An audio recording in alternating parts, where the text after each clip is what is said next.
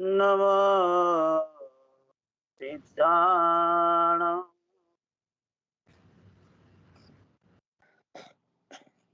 नमो आयर्याणं नमो अजायानं नमो लोये सवसाहुनं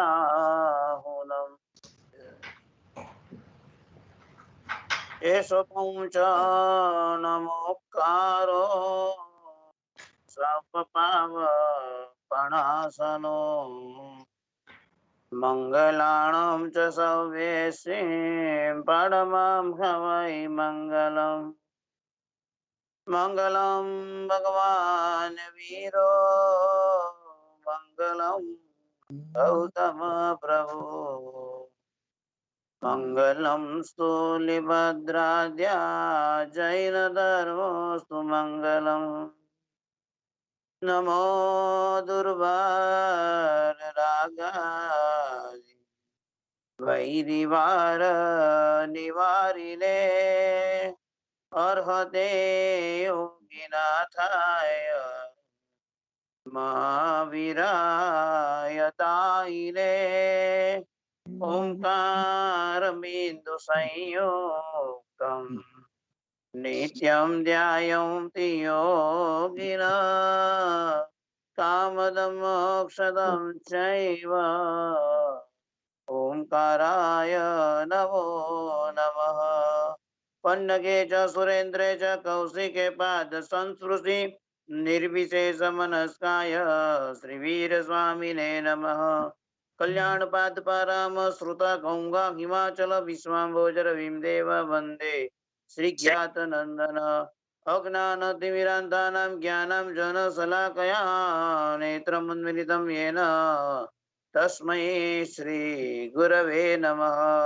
पुरीमचरिमानकप्पो मंगलम बद्धमान तीतमीय परिगया जिनगन हराय थेरावली चरितम हराय थेरावली चरित्रम द्रेम द्रेम कितपम दुदुमित्रम द्रम द्रसकी दरद पदोरवम द्रम द्रम कित्रम द्रम दाय विधि द्रम किद्रण रण रे नवम यय द्रेम की द्रेम द्रेम जननन रनन निज की निजन रोम जनम सर सहिल सिकरे भविक सुखदम पार्श्वजिनपति मोजनम पार्श्वजिनपतिमज्जनं वीर सर्वसुरासुरेन्द्र महितो वीरं बुधा संश्रिता वीरेण वियत स्वकर्म निचयो वीराय नित्यं नमः वीरातीर्थमिदं प्रवृतमुत्तलं वीरस्य घोरं तपो वीरे श्रीधृतिकीर्तिकान्ति निचय श्रीवीरभद्रं दिश श्रीवीरभद्रं दिश।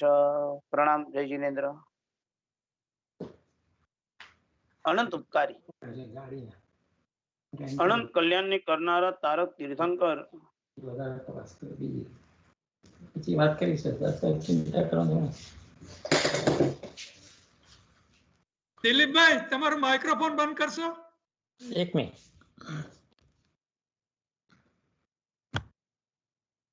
अनंत उपकारी अनंत कल्याण ने करनारा तारक तीर्थंकर श्रमण भगवान महावीर स्वामीए संसारથી તરવા માટે અને મોક્ષ સુખની પ્રાપ્તિ પ્રાપ્ત કરવા માટે ધર્મ તીર્થની સ્થાપના કરી. પ્રભુ મહાવીર સ્વામીના ચરણોમાં વંદન કરી આજનો પ્રસંગ આજનો આપણે મજાનો સ્વાધ્યાય કરશું. હું કરું એ જ અજ્ઞાન દશા, એ જ અજ્ઞાનતા. મજાનો એક પ્રસંગ છે. ગામડાનો રસ્તો છે અને એ ગામડાના રસ્તા પર મજાના વહેલી સવારે એક બળદગાડું ચાલી રહ્યું છે અને એ બળદગાડાને બે બળદ ચલાવી રહ્યા હતા. દૂસરીમાં બે બળદો બંધાયેલા હતા. બળદગાડું હતું, વહેલી સવાર હતી, સુંદર મજાની પો ફાટી હતી. પો ફાટી શબ્દ કદાચ તમને સમજાઈ જશે, ટ્રેડિશનલ શબ્દ પો ફાટી. સૂર્યોદય પહેલા અરુણોદય અને અરુણોદયની પહેલા પણ જે ઝાંખો પ્રકાશ ફેલાતો હોય ને એને કહેવાય પો ફાટી. અને એવી પ્રવાહના સમયમાં મજાના ઠંડા એવા દેખાતા કલરવમાં પંખીના સુંદર મજાના સંભળાતા વાતાવરણમાં ગામડાના કાચા રસ્તા પર એક બળદગાડું ચાલી રહ્યું છે. બળદગાડું ચાલે છે. બળદગાડાના પૈડામાં ઘૂઘરીનો ઘણકાર મૂકેલો છે. ઘૂઘરી કન છન છન છન છન છન છન વાગી રહી છે. એટલું બધું કર્ણપ્રિય લાગે તેવું સંગીત વાગી રહ્યું છે. બળદ ભાર ઉપાડીને ચાલે છે, ખેડૂત બળદગાડામાં બેઠો છે, બળદગાડાની અંદર ખૂબ ઘાસથી માંડીને ધાન્ય ભરેલું છે અને વહેલી સવારે રસ્તા પરથી આ બળદગાડું નીકળ્યું છે અને બળદગાડાની એક્ઝેક્ટ નીચે કૂતરું ચાલી રહ્યું છે. બળદગાડું છે, બે બળદ છે, ખેડૂત છે, ભાર છે, ઠંડો મજાનો પવન છે, મીઠો કલરવ છે, પૈડાની પાછળ ઘૂઘરીનો ઘમકાર છે, બધું જ છે. એ કૂતરાની નીચે, એ બળદગાડાની નીચે કૂતરું ચાલી રહ્યું છે અને હવે કૂતરાને એમ લાગી રહ્યું છે કે માથા પર આટલો મોટો જે ભાર છે ને એવું માથામાં હું લઈને ચાલી રહ્યો છું.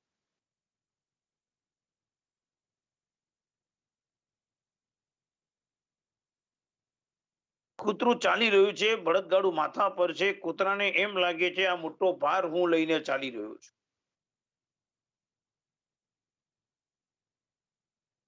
બોલો, કૂતરુંની જે દશા છે તેને કહેવાય છે અજ્ઞાન દશા. હું કરું એ જ અજ્ઞાન દશા. શ્વાન જાણે શું શાનમાં, આ ભાર ઉપાડ્યો મારા માથે. શ્વાન એટલે કૂતરો. કૂતરો એમ સમજે છે કે ભાર મેં ઉપાડ્યો છે. હકીકતમાં તો બળદ ભાર ઉપાડીને વહન કરીને જાય છે. બળદ ઘાણાએ ભાર ઉપાડેલો છે. માત્ર ને માત્ર કૂતરું ચાલી રહ્યું છે, પણ કૂતરું એમ માનીને બેઠો છે આ ભાર મેં ઉપાડેલો છે.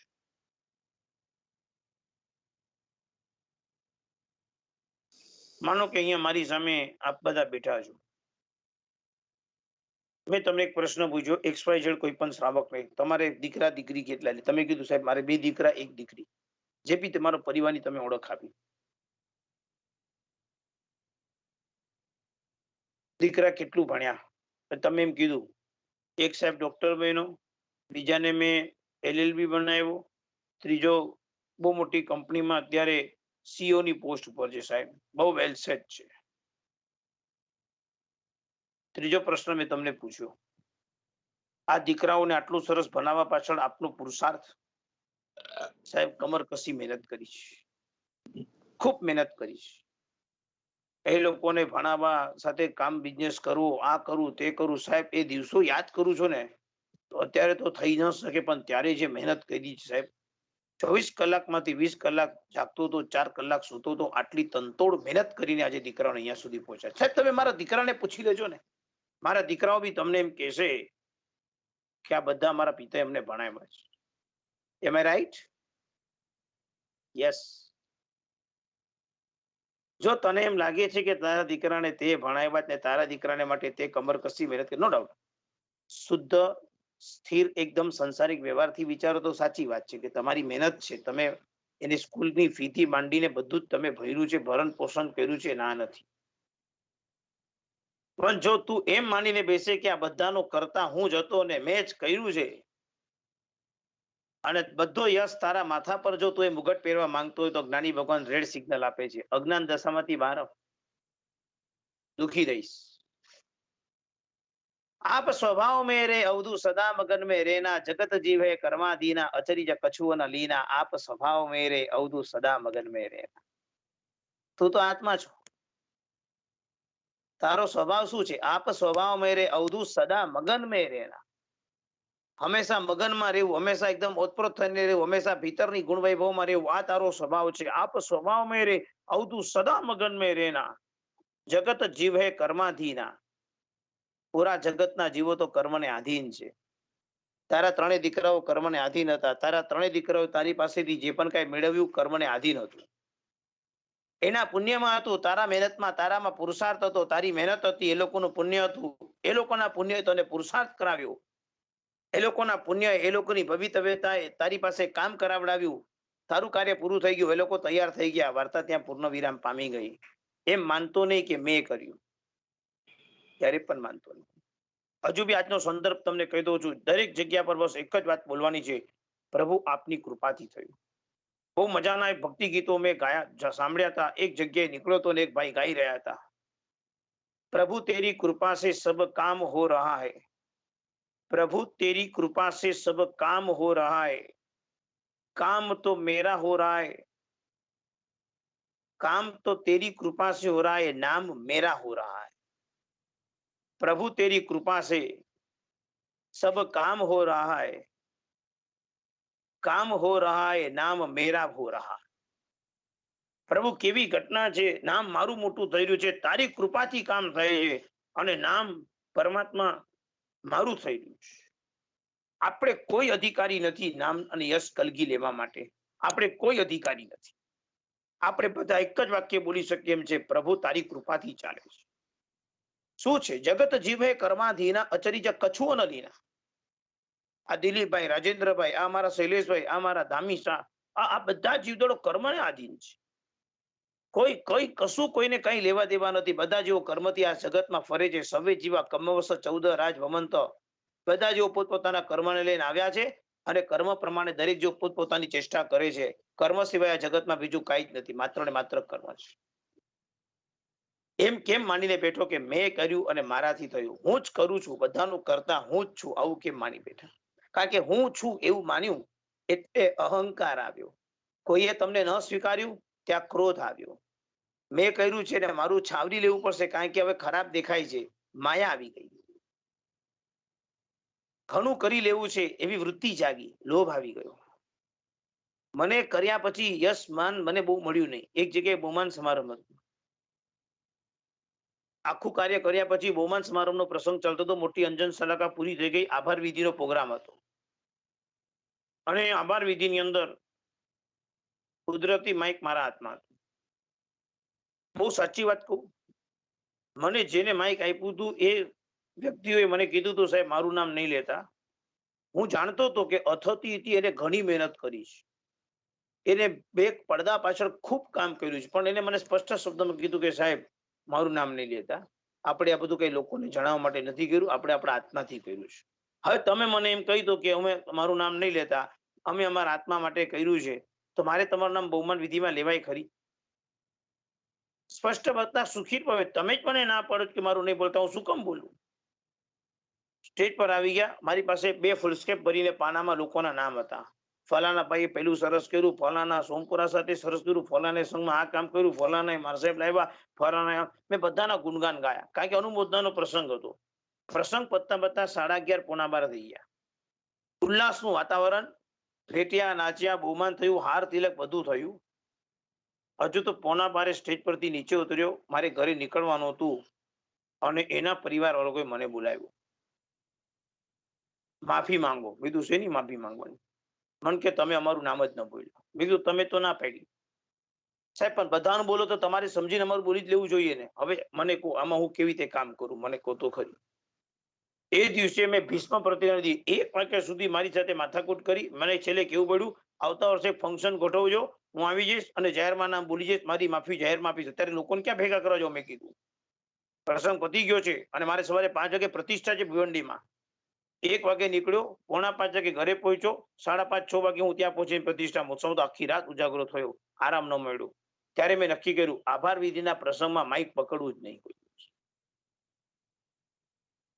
આટલું બધું ખોટું લાગી જાય, આટલું બધું ઓછું આવી જાય. ખબર છે સંસારમાં શબ્દ છે આપણે, આને દરેક વાતમાં ઓછું આવી જાય છે. આ શું, આ કઈ અજ્ઞાન દશામાં આપણે બધા બેઠા છીએ?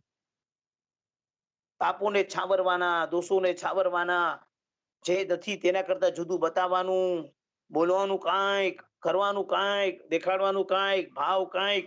મોક્ષ મળશે? એમાં પ્રભુનો પંથ તો કેટલો અદ્ભુત છે.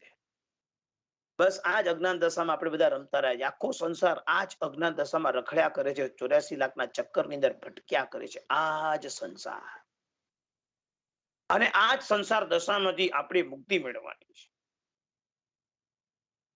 અજ્ઞાન દશા કેટલી ભયંકર છે, અજ્ઞાન દશા કેટલી ભયંકર છે. આપણે બધાને તો મોહનીય ભયંકર કર્યા કર્યું છે, પણ મોહનો મિનિંગ અજ્ઞાન દશા છે, કેટલી ભયંકર છે.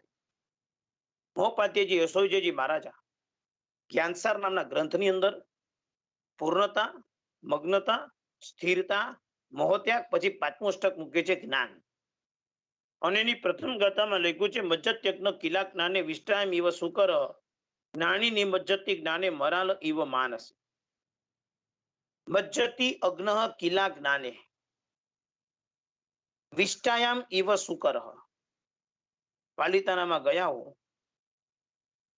મૂળ રસ્તાથી અંદરની કોઈ પણ ધર્મશાળાના ભાગમાં ઉતારો મળ્યો હોય અને ઉતારાની અંદર કોઈ પણ ધર્મશાળાની પાછળની દિવાલ તરફ ગટરનું પાણી બહાર ઉભરાતું હોય અને એ ગટરના પાણીમાં તમને ભૂંડ નામનું પ્રાણી જોવા માટે મળશે. એ ભૂંડને ડનલોપની ગાદી પર લાવીને સુવડાવો તો એને ન ફાવે, એ પાછો ત્યાં જ જતો રહે.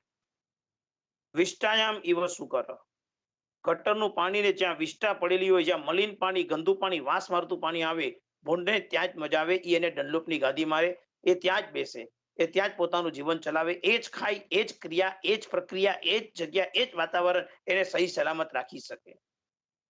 જ્ઞાની ભગવંતો અજ્ઞાનીને એ ઉપમા આપે છે, મજ્જતી અગ્નઃ કિલ અજ્ઞાને. અજ્ઞાની માણસ અજ્ઞાનમાં ડૂબી જાય છે. કઈ રીતે ડૂબી જાય છે? જે રીતે ભૂંડ વિષ્ટામાં ડૂબી જાય છે તેમ.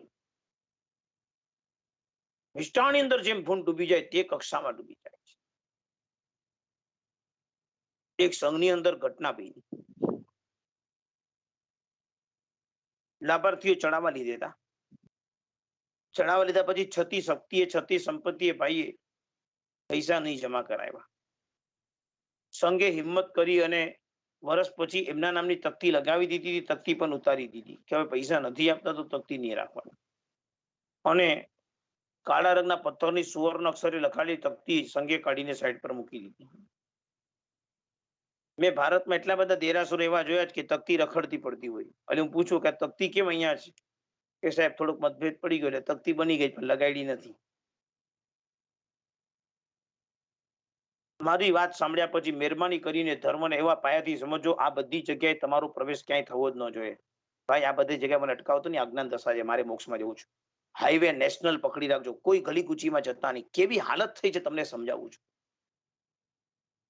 પર્યુષણ પર્વનો પ્રસંગ આવ્યો સંઘમાં. ટ્રસ્ટીએ જાહેરાત કરી કે ભાઈ જેને લાસ્ટ યર પૈસા ભર્યા ન હોય તે લોકો એક પણ ચડાવવા લેવાના નહીં, કારણ કે એક મર્યાદા છે, નામ ડિક્લેર નહીં કરવાનું. એટલે એ લોકોએ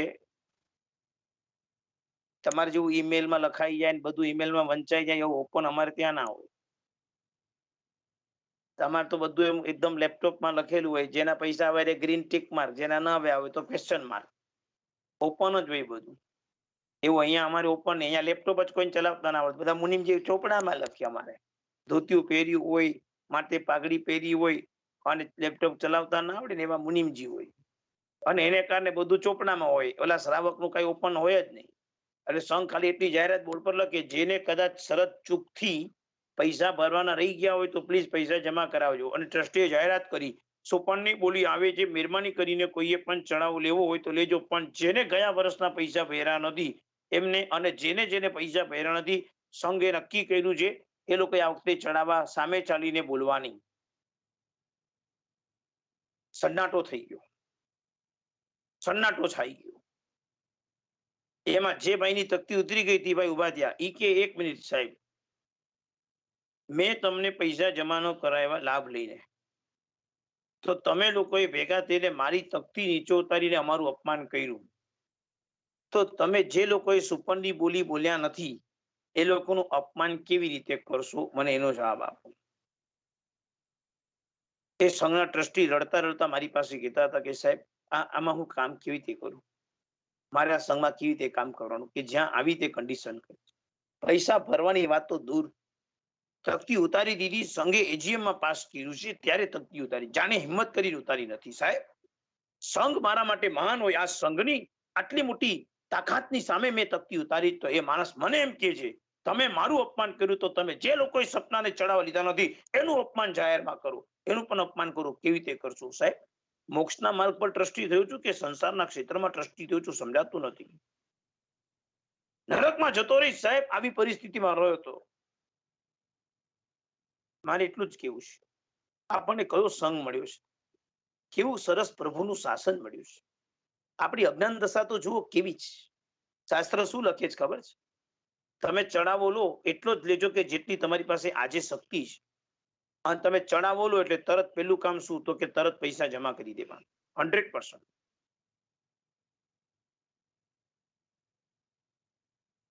અને ત્યાં સુધી લખ્યું છે કે માનો કે ઘોડિયા પારનું તમે ચડાવો લીધો ચણાવો જેવો ડિક્લેર થાય તરત રકમ ચેકબુક લઈને આવ્યો હોય, ચેક પહેલા સંઘને જમા કરાવી દે અને પછી ઘોડિયું પારમું ચલાવે. કારણ એક જ કે આજે આયુષ્ય ચાલે છે, આજે શક્તિ છે, 1 સેકન્ડ પછી શું થશે ખબર નથી ને કાલે કઈક ડૂબી ગયા તો આ સંઘનો ભાર લઈને ક્યાં જશું? અજ્ઞાનતામાં એટલું રખડ્યા છે, ન જ્યાં હક લેવાનો હોય ત્યાં જઈને હક લેવા દોડ્યા છે. જ્યાં આગળ કોઈ પણ પ્રકારની ભૂમિકાથી કોઈ પણ અવસ્થાથી મારાપણું કે જક્કીપણું ન કરવાનું ત્યાં ઈ જ ચાલ્યું છે સંસારમાં. એ ધર્મમાં બી પ્રવેશ થઈ ગયો. અજ્ઞાન દશામાંથી બહાર ક્યારે આવશે?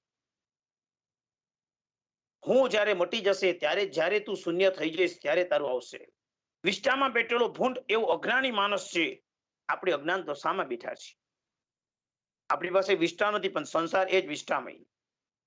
જો આપણી માન્યતામાં ધર્મનો પ્રવેશ થયો નથી, આપણામાં સાચી જ્ઞાન દ્રષ્ટિનો ઉગાડ થયો નથી અને આપણી અંદર ભીતરમાંથી હજુ સુધી જ્ઞાનનો પ્રવેશ હજુ સુધી પ્રવેશ નથી થયો તો સમજી લેવાનું આપણે પણ હજુ સુધી સંસાર પર્યામાં અજ્ઞાન દશામાં જ રમનારા. વિવેક દ્રષ્ટિ ક્યાં છે? અજ્ઞાન દશાથી કેટલા ભરપૂર છે. કેતુભાઈ એમ માનતા હોય કે આખો પરિવારની જવાબદારી મારા માથા પર છે. ભૂલી જાઓ કેતુભાઈ, પરિવાર પોતાના પુણ્ય લઈને આવ્યું છે. પુણ્યશાળી આત્માઓ તમારી પાસે કામ કરાવે છે. તમે તો એક માત્ર જોકર છો. તે વ્યક્તિના પુણ્ય તમારી પાસે કામ કરાવે છે, તે વ્યક્તિ બેઠા બેઠા વાપરી શકે છે. તમારે કામ બિઝનેસ કરવો પડે છે. શ્રાવિકાબેન એમ માનતો હોય કે આ ઘરની માલકીન હું છું, મારા પ્રમાણે કિચન ચાલે. નો ડાઉટ વ્યવસ્થા છે, પણ બીજાના પુણ્ય પણ એટલા જ ચાલતા હોય છે. એવું માનતા જ નહીં કે મેં જ કર્યું ને મારાથી જ થયું. આગળ વધીએ. જ્ઞાનીની મજ્જતી જ્ઞાને મરાલ ઇવ માનસે. માન સરોવરમાં એક હંસ બેઠો હોય, કૈલાસ સરોવર લેહ લડાખ પાસે આવ્યું. એવું મજાનું વાતાવરણ છે, શુદ્ધ પાણી છે, શુદ્ધ હવા છે, એકદમ શાંત પ્રશાંત વાતાવરણમાં હંસ બેઠો હોય સફેદ રંગનો, એક પણ ડાઘો ન હોય. કેટલો આનંદ લાગે, દ્રશ્ય કેટલું સરસ લાગે. પાલીતાણામાં ગટરમાં બેઠેલા ફૂલનો ફોટો પડવા કોઈ ઉભું રહ્યું? ન ઉભો રહે કે ફૂલના ફોટા પડે ગટરમાં બેઠેલા. માન સરોવરમાં હંસ બેઠો હોય ને ધીરે ધીરે ચાલતો તો એના ફોટા પડે. જ્ઞાની નિમજ્જતી જ્ઞાને. અજ્ઞાની ડૂબી જાય છે, જ્ઞાની તરતો રહે છે. જ્ઞાની જ્ઞાન દશામાં તરે છે. જ્ઞાનીની દશા છે તરતા રહેવું. જ્ઞાની નિમજ્જતી જ્ઞાને મરાલ ઇવ માનસે. જ્ઞાની એ એવો મજાનો જ્ઞાની વ્યક્તિ છે, બહુ સરસ રીતે આ જ્ઞાન સંસારની અંદર બેઠા બેઠા બી સંસારને તરી જાય છે. આ જ્ઞાન દશા છે. જ્ઞાની શ્વાસો શ્વાસમાં કરે કર્મનો છેદ, પૂર્વ કોડી વર્ષા લગે અજ્ઞાને કરે તે. અજ્ઞાની આત્માને જે કર્મ ખપાવતા પૂર્વ કરોડો વર્ષો લાગે છે, એટલા કર્મ જ્ઞાની એક શ્વાસ લે છે એટલામાં ખપાવી નાખે છે. જ્ઞાની શ્વાસો શ્વાસમાં કરે કર્મનો છે, પૂર્વ કોડી વર્ષા લગે અજ્ઞાને કરે તે. પૂર્વ કરોડના વર્ષ લાગી જાય અને અજ્ઞાની વ્યક્તિ જે કર્મોના નિકંદન, જે કર્મોને ખપાવે એના કરતા જ્ઞાની એક શ્વાસમાં એટલા કર્મ ખપાવી દે છે. કારણ એની પાસે જ્ઞાન દશા છે. જ્ઞાન એટલે સાંભળજો બરાબર. તમે આ 1 કલાકનું પ્રવચન સાંભળી લીધું એટલે જ્ઞાન દશા થઈ ગઈ એવી કલ્પના નહીં કરતા. આપણે ત્યાં શબ્દ છે વંજન અથ તદુભય. નાનંબી સૂત્રમાં આવે છે ને, કાલે વિનય બહુમાને ઉવાને તહ અંડીન હવને વંજન અથ તદુભય. કન્ડિશનો કરી છે જ્ઞાની ભગવંતોએ. શું કન્ડિશન કરી છે? સ્ટ્રિકનેસ બતાવી છે. આપણે બધા લોકોએ સ્ટ્રિકનેસ પર ચાલી શકીએ તો જીત્યા. પહેલું કાલે. કાલેનો મિનિંગ શું? તો દિલીપભાઈ શાસ્ત્રકાર ભગવંતોએ લખ્યું છે કાલે એટલે યોગ્ય કાળે ભણવાનું, અયોગ્ય કાળે નહીં ભણવાનું અને યોગ્ય કાળે પ્રમાદ નહીં કરવાનું. 3 વ્યાખ્યા લખજો લખતા હોય તો. કાલે પહેલો પોઈન્ટ યોગ્ય કાળે ભણવાનું, એટલે કે અયોગ્ય કાળે નહીં ભણવાનું. એના કરતા ત્રીજો મહત્વનો પોઈન્ટ યોગ્ય કાળે પ્રમાદ નહીં કરવાનું. કેતુભાઈ આપ સમશ્રીનું પ્રતિક્રમણ પછી પ્રવચન સાંભળ્યા પછીનું પ્રવચન ક્યારે સાંભળવાના છો? મારું નહીં, કોઈનું પણ. સાહેબ ઈમેલ આવશે ને કોઈનું આવશે તો પછી જોડાશું. એટલે કઈ દશામાં જવાના? સમશ્રીનું પ્રતિક્રમણ પતે ને છેલ્લું પ્રવચન પૂરું થાય પછી કઈ દશામાં જવાના? સાહેબ 8 દિવસ 16 પ્રવચન દ્વારા જ્ઞાન દશામાં અને પછી 17મા દિવસે પારના દશામાં અને કર્યા તપના પારના, છોડ્યા ઉપાશ્રયના 12ના. અમે અજ્ઞાન દશા. કાલે યોગ્ય કાળે ભણવાનું, અયોગ્ય કાળે નહીં ભણવાનું, યોગ્ય કાળે પ્રમાદ નહીં કરવાનું. અત્યારે 3 માંથી કઈ ભૂમિકામાં આપણે બેઠા છે? ભણવાની વાત તો બહુ દૂર, ભણતા જ નથી, અયોગ્ય કાળની તો વિચારણા કરી નથી, પણ યોગ્ય કાળે પ્રમાદ ચાલી રહ્યો છે, સૌથી મોટી ડેન્જર લાઈન.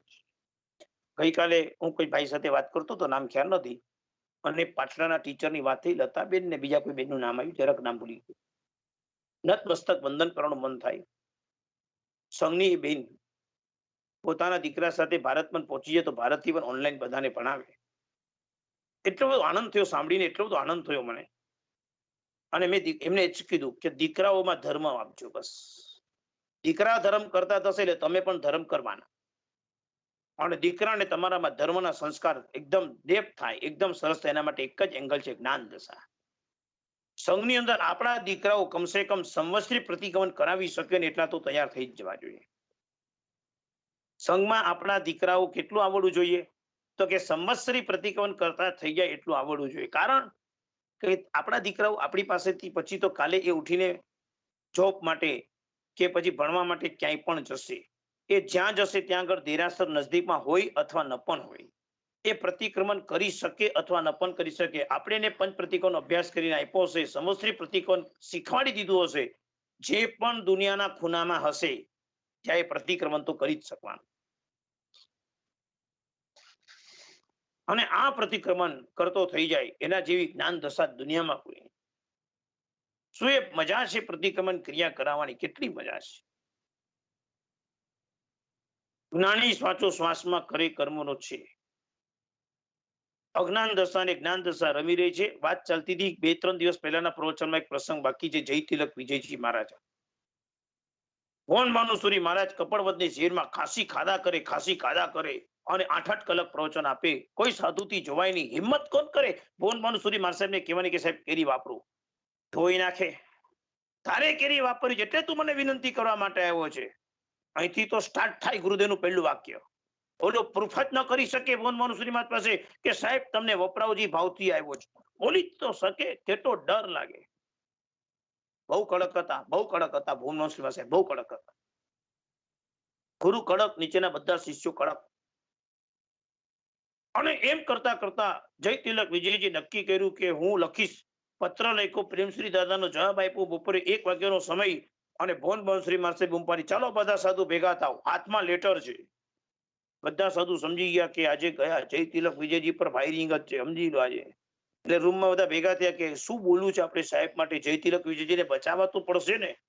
અને જોયું તો જય તિલક વિજયજી આસન પાથરીને ગુરુદેવની સામે પહેલા જઈને બેસી ગયા હતા. ખબર જ હતી આજે ગુરુદેવના ગોળીના શિકાર થવા માટે તૈયારી સાથે બેઠો છું. આજે જે થવું એ થાય, તૈયારી સાથે બેઠો છે. હિંમત કરી દીધી છે આજે ગુરુદેવને કેરી વપરાવવા માટે. સાધુ ભેગા થયા, વંદન થયો. ગુરુદેવ પહેલો પ્રશ્ન પૂછ્યો, કોને હિંમત કરી મારા ગુરુદેવને જણાવવાની કે મારી તબિયત નરમ છે, હું ખાંસી ખાઈ ખાઈને પ્રવચન કરું છું? કોને હિંમત કરી?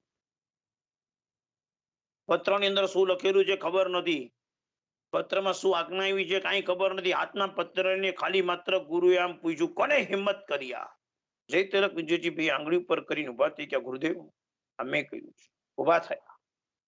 ગુરુદેવ આ મેં કર્યું છે, મેં જાણી જોઈને કર્યું છે. ગુરુદેવ આપ ઘાસી ખાતા ખાતા પ્રવચન આપતા હતા, એ મારાથી જોઈ શકાયું નહીં. આપ આટલી બધી મહેનત કરો, 21 દિવસ સુધીની શિબિર ચાલે, 8-8 કલાકના પ્રવચન, આ ભયંકર ગરમી. ગુરુદેવ આપની સ્વાસ્થ્યની ચિંતા થઈ, પણ અમારી હિંમત ન ચાલી આપને કહેવાની. એટલે મેં વિચાર્યું કે આપના ગુરુને કહીશ, ને ગુરુ જો આપને કહેશે તો આપ વાપરશો, માટે મેં આ પત્ર લખ્યો છે. ગુરુદેવ આની સજા રૂપે આપ મને જે આપશો ને એ હું સ્વીકારવા તૈયાર છું. આપ મને સમુદાય બહાર મૂકી દેશો, હું જવા માટે તૈયાર છું. આપ મને જે દંડ આપશો એ દંડ લેવા તૈયાર છું. પણ ગુરુદેવ હિંમત તો મેં કરી છે, મારી જાતે કરી છે, પણ મારાથી જોવાતું નતું ને માટે મેં કરી છે. ભોન ભાનુસુરી મહારાજ કીધું, જય તિલક તારા આટલા સરસ મજાના ભાવ છે ને, ચલ કેરી કાલથી વાપરીશ. બસ વાર્તા પૂરી. ભોન ભાનુસુરી મહારાજ એક જ પલની અંદર આ પાડી દે, અઘટિત ઘટના થઈ ગઈ. વિચારમાં પડી ગયા બધા સાધુ, શું વાત છે સાહેબ? 1 સેકન્ડમાં પડી. જય તિલક તારા આટલા બધા ભાવ છે ને, ગુરુદેવની આજ્ઞા પણ આવી ગઈ, ચાલ કોઈ પ્રાયશ્ચિત નહીં, હું કાલે આજથી જ કેરી વાપરીશ, ચાલ ચિંતા નહીં. 1 ને 8 મિનિટે આખી મીટિંગ જ પૂરી થઈ ગઈ. કોઈ દંડ નહીં જાય તિલક વિજયજીને, કોઈ દંડ નહીં. ધુરંધર અત્યારના આચાર્ય ભગવાન તો ત્યારે તો મુનિપનામાં હતા. બધા લોકોની આંખમાંથી આંસુ નીકળી ગયા. રાત્રે બધા ગુરુદેવની પાસે ગયા અને રડતા રડતા કહે છે, ગુરુદેવ આપે અમને ભણાવ્યા, આપે અમને તૈયાર કર્યા, આપે અમારા માટે આટલી બધી કમરકસી મહેનત કરી, હજુ પણ ગુરુદેવ અમારામાં ને જય તિલક વિજયમાં એટલો બધો ફરક છે. જય તિલક વિજયજીને આપનામાં ભાવ દેખાય છે, અમને આપની પાસે હજુ ભય દેખાય છે. સાહેબ આ ભયમાંથી ભાવના સુધી પહોંચશું ક્યારે? અહીંયા સુધી પણ પહોંચી શક્યા નથી. આટલું જ્ઞાન આપે આપ્યા પછી બી અમે આપના ભયથી હંમેશા પાછળ રહીએ છીએ. અમે ભાવધારા સુધી પહોંચી શકતા નથી. જય તિલક વિજયજી ભણતા નથી, એ ભાવમાં આગળ વધી ગયા. આપ અમને ભણાવો છો, અઘરા વિષય કરાવો છો, અમે તમારા ડરમાંથી કાંઈ કરતા જ નથી. આ અમારી અજ્ઞાન દશા છે ગુરુદેવ, અમને આમાંથી બહાર કાઢો. ક્યાં સુધી આપના ભયમાં રહીશું? એક નાનકડી વાત કરવી છે. પૈસો છે, પુણ્ય છે ને પરમાત્મા છે. દિલીપભાઈ જવાબ આપજો. 3 ચોઈસ છે. નંબર 1 પૈસો, નંબર 2 પુણ્ય, નંબર 3 પરમાત્મા. 3 માંથી 3 સિલેક્ટ કરવાના હોય તો 3 સિલેક્ટ કરશો કે નહીં કરશો? પહેલો પ્રશ્ન. કોઈ પણ 2 સિલેક્ટ કરવાના હોય તો કયા 2 સિલેક્ટ કરશો? અને કોઈ પણ 1 સિલેક્ટ કરવાનું હોય તો કયું સિલેક્ટ કરશો? આપણે બધા દિલીપભાઈ નો જવાબ સાંભળીએ. 3 સિલેક્ટ કરવાના કે 3 માંથી 2 સિલેક્ટ કરવાના છે? તમારી ઈચ્છા, તમારી પાસે મેં બધી ચોઈસ મૂકી 2 દીધી. સિલેક્ટ કરવાના તો પુણ્ય અને પરમાત્મા, અને જો 3 માંથી 1 એવું જ સિલેક્ટ કરવાનું હોય તો પરમાત્મા. વચ્ચે શું કા દરિદ્રતા બોલવામાં હું જાય? જો પરમાત્મા સિલેક્ટ કરે છે, રાજેન્દ્રભાઈ તમે સાક્ષી, કેતુભાઈ તમે સાક્ષી, શૈલેષભાઈ તમે સાક્ષી, આ પરમાત્મા સિલેક્ટ કરવા જાય. હવે તમારી 3 જણની જવાબદારી છે. પરમાત્મા માટે ક્યાં મોકલી આપવાના?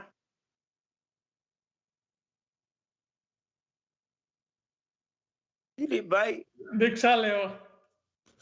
બસ ચલો, હવે મારે કામ થઈ ગયું. મારે જે કામ કેતુભાઈ જે કામનો કામ દિલીપભાઈ કરી આપ્યું મને સરસ મજાનું. દીક્ષા અપાવી દો. ઇન્ડિયા મોકલી દેવાના. ઇન્ડિયા નહીં, દીક્ષા જ આપવાની. ઇન્ડિયા નાની વાત કરો જ નહીં, પછી ઇન્ડિયા પાછા અહીંયા ફસાય. મારે કોને પકડવા જવું? આપણે પૂરું એડ્રેસ જ બનાવી દો. ઇન્ડિયા લાવશું ને ગુરુદેવને કહેશું પરમાત્મા જોઈએ છે, આને પરમાત્માનો ભેટો કરાવી દો, એટલે સીધા પરમાત્માના ભેટો કરાવી દેવાનો. બરાબર છે દિલીપભાઈ? ખાલી વાત છે, આવું નહીં કરું, ચિંતા નહીં કરતા. હું સમજી શકું છું કે તમને પદાર્થો ખ્યાલ છે. પૈસો પુણ્ય ને પરમાત્મામાં, પરમાત્મા જો આવે તો પૈસો પુણ્ય આવી જાય, પણ પૈસો જો સિલેક્ટ કરીએ તો પુણ્ય પરમાત્મા આવતું નથી. 3 છે, પૈસો, પુણ્ય અને પરમાત્મા. લખી લો. પૈસો લખો, બાજુમાં પુણ્ય લખો, એની બાજુમાં પરમાત્મા લખો. પૈસાની નીચે લખો સગવડતા, પૈસાની નીચે લખો સગવડતા, પુણ્યની નીચે લખો સલામતી, પુણ્યની નીચે લખો સલામતી, અને પરમાત્માની નીચે લખો સદગતિ. પરમાત્માની નીચે લખો સદગતિ. પૈસાની તાકાત છે, ડોલરની તાકાત છે, તમને ધારી સગવડતા આપી દે. નવેમ્બર મહિનામાં કઈક એક દિવસ એવો આવે છે કે બધા લોકો રાતથી બેસીને મોલની બાજુમાં ઠંડા ઠંડા ગોદડા ઉડીને બેસી જાય. હું દિવસ તો ભૂલી ગયો, કઈક કહેવાય છે દિવસ. Thanksgiving પછી હા બરાબર. હા બધા લોકો બ્લેક ફ્રાઈડે, થેન્ક્સગિવિંગ ડે, બહુ મોટી ત્યાં આગળ બધી એક કઈ વ્યવસ્થા આવે કે એવો ડિસ્કાઉન્ટમાં મળે અને બધા લોકો લાઈનમાં બેસી ગયા હોય. 50,000 લાખ ડોલરની અંદર જે મનગમતી વસ્તુ છે એ મોલમાંથી કે જે પણ ત્યાં વોલમાર્ટ કે જે બી હોય ત્યાંથી તમે ત્યાંથી ખરીદી લાવતા હશો. એક નાનકડી તમારી પાસે રહેલી પૈસાની તાકાત, ડિસ્કાઉન્ટની સિસ્ટમ 25, 26, 27, 28 નવેમ્બર આસપાસનો કોઈક સમય છે, અને એ દિવસો દરમિયાન ભયંકર માઇનસ ઠંડીમાં ગોદડા લઈને પણ રાતથી લાઈન લગાવનારા બેઠેલા વ્યક્તિઓ અમેરિકામાં. ડોલરની તાકાત પર સગવડતા લાવી શકાય. ડોલર ઘણા બધા છે, અનુકૂળ ઘર લઈ શકાય છે. ડોલરો સારામાં સારા છે, જેવી અનુકૂળતા છે એવી સગવડતા વાળું ઘર. વ્હાઇટ હાઉસની બાજુમાં એક જૈન પરિવાર રહે છે, મોટો બંગલો છે, 42 બેડરૂમ વાળો બંગલો છે, 42 રૂમ છે બંગલામાં, 42 જૈન પરિવાર છે. મેં તું ઘરમાં કેટલા રહે? તો કે હું અને મારા શ્રાવિકા. દીકરો તો કે એ અહીંયા ન્યૂ જર્સીમાં રહે છે. એ તો કે મારા કરતા મિલોનિયર છે. એની બહુ તો એના કરતા એ બિલોનિયર છે. મને બહુ વાત કરવાનો ઇન્ટરેસ્ટ પડ્યો એટલે મેં એમને પૂછ્યું, આ 42 બેડરૂમ હોલ કિચનમાં તમે બધા રૂમમાં કઈ રૂમમાં સૂતા હો કેવી રીતે ખબર પડે? જો મારા પ્રશ્નો ખોટા નથી, બહુ વ્યાજબી છે, સમજી લો. મને પૂછવું તું, કારણ કે મેં આમાં ઘર જ નથી જોયા, તો હું પૂછું નહીં. કારણ કે સાહેબ દરેક રૂમમાં તાળું મારીને રાખ્યું છે, 3 જ રૂમ ખુલ્લા રાખ્યા છે, કિચન, એક હોલ અને એક મારો બેડરૂમ. લખી રાખજો કેતુભાઈ, મળી શકે તેવું પુણ્ય ઘણા બધા પાસે છે, પણ ભોગવી શકે તેવું પુણ્ય બહુ ઓછા લોકો પાસે છે.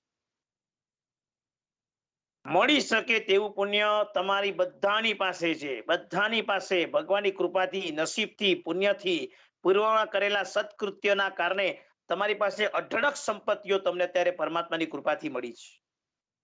ભોગવવાનું કેટલું રહ્યું છે? મુકેશ અંબાણી પણ ટેંડરનું શાક ને ઘઉંની રોટલી ખાય છે, અને પારસ પણ કાંદરીમાં પોતાના નાનકડા ઘરમાં નીચે બેસીને પણ ટીંડોળાનું શાક ને રોટલી ખાય. ફરક શું પડ્યો? મુકેશ અંબાણીના ઘરે કઈ ચાંદીનું ટીંડોળું નથી વરખ લગાડેલું. ફરક એટલો છે ખાલી, હું સાદી કાસાની થાળીમાં જમું છું, કદાચ સોનાની કે ચાંદીની થાળીમાં જમતો હશે.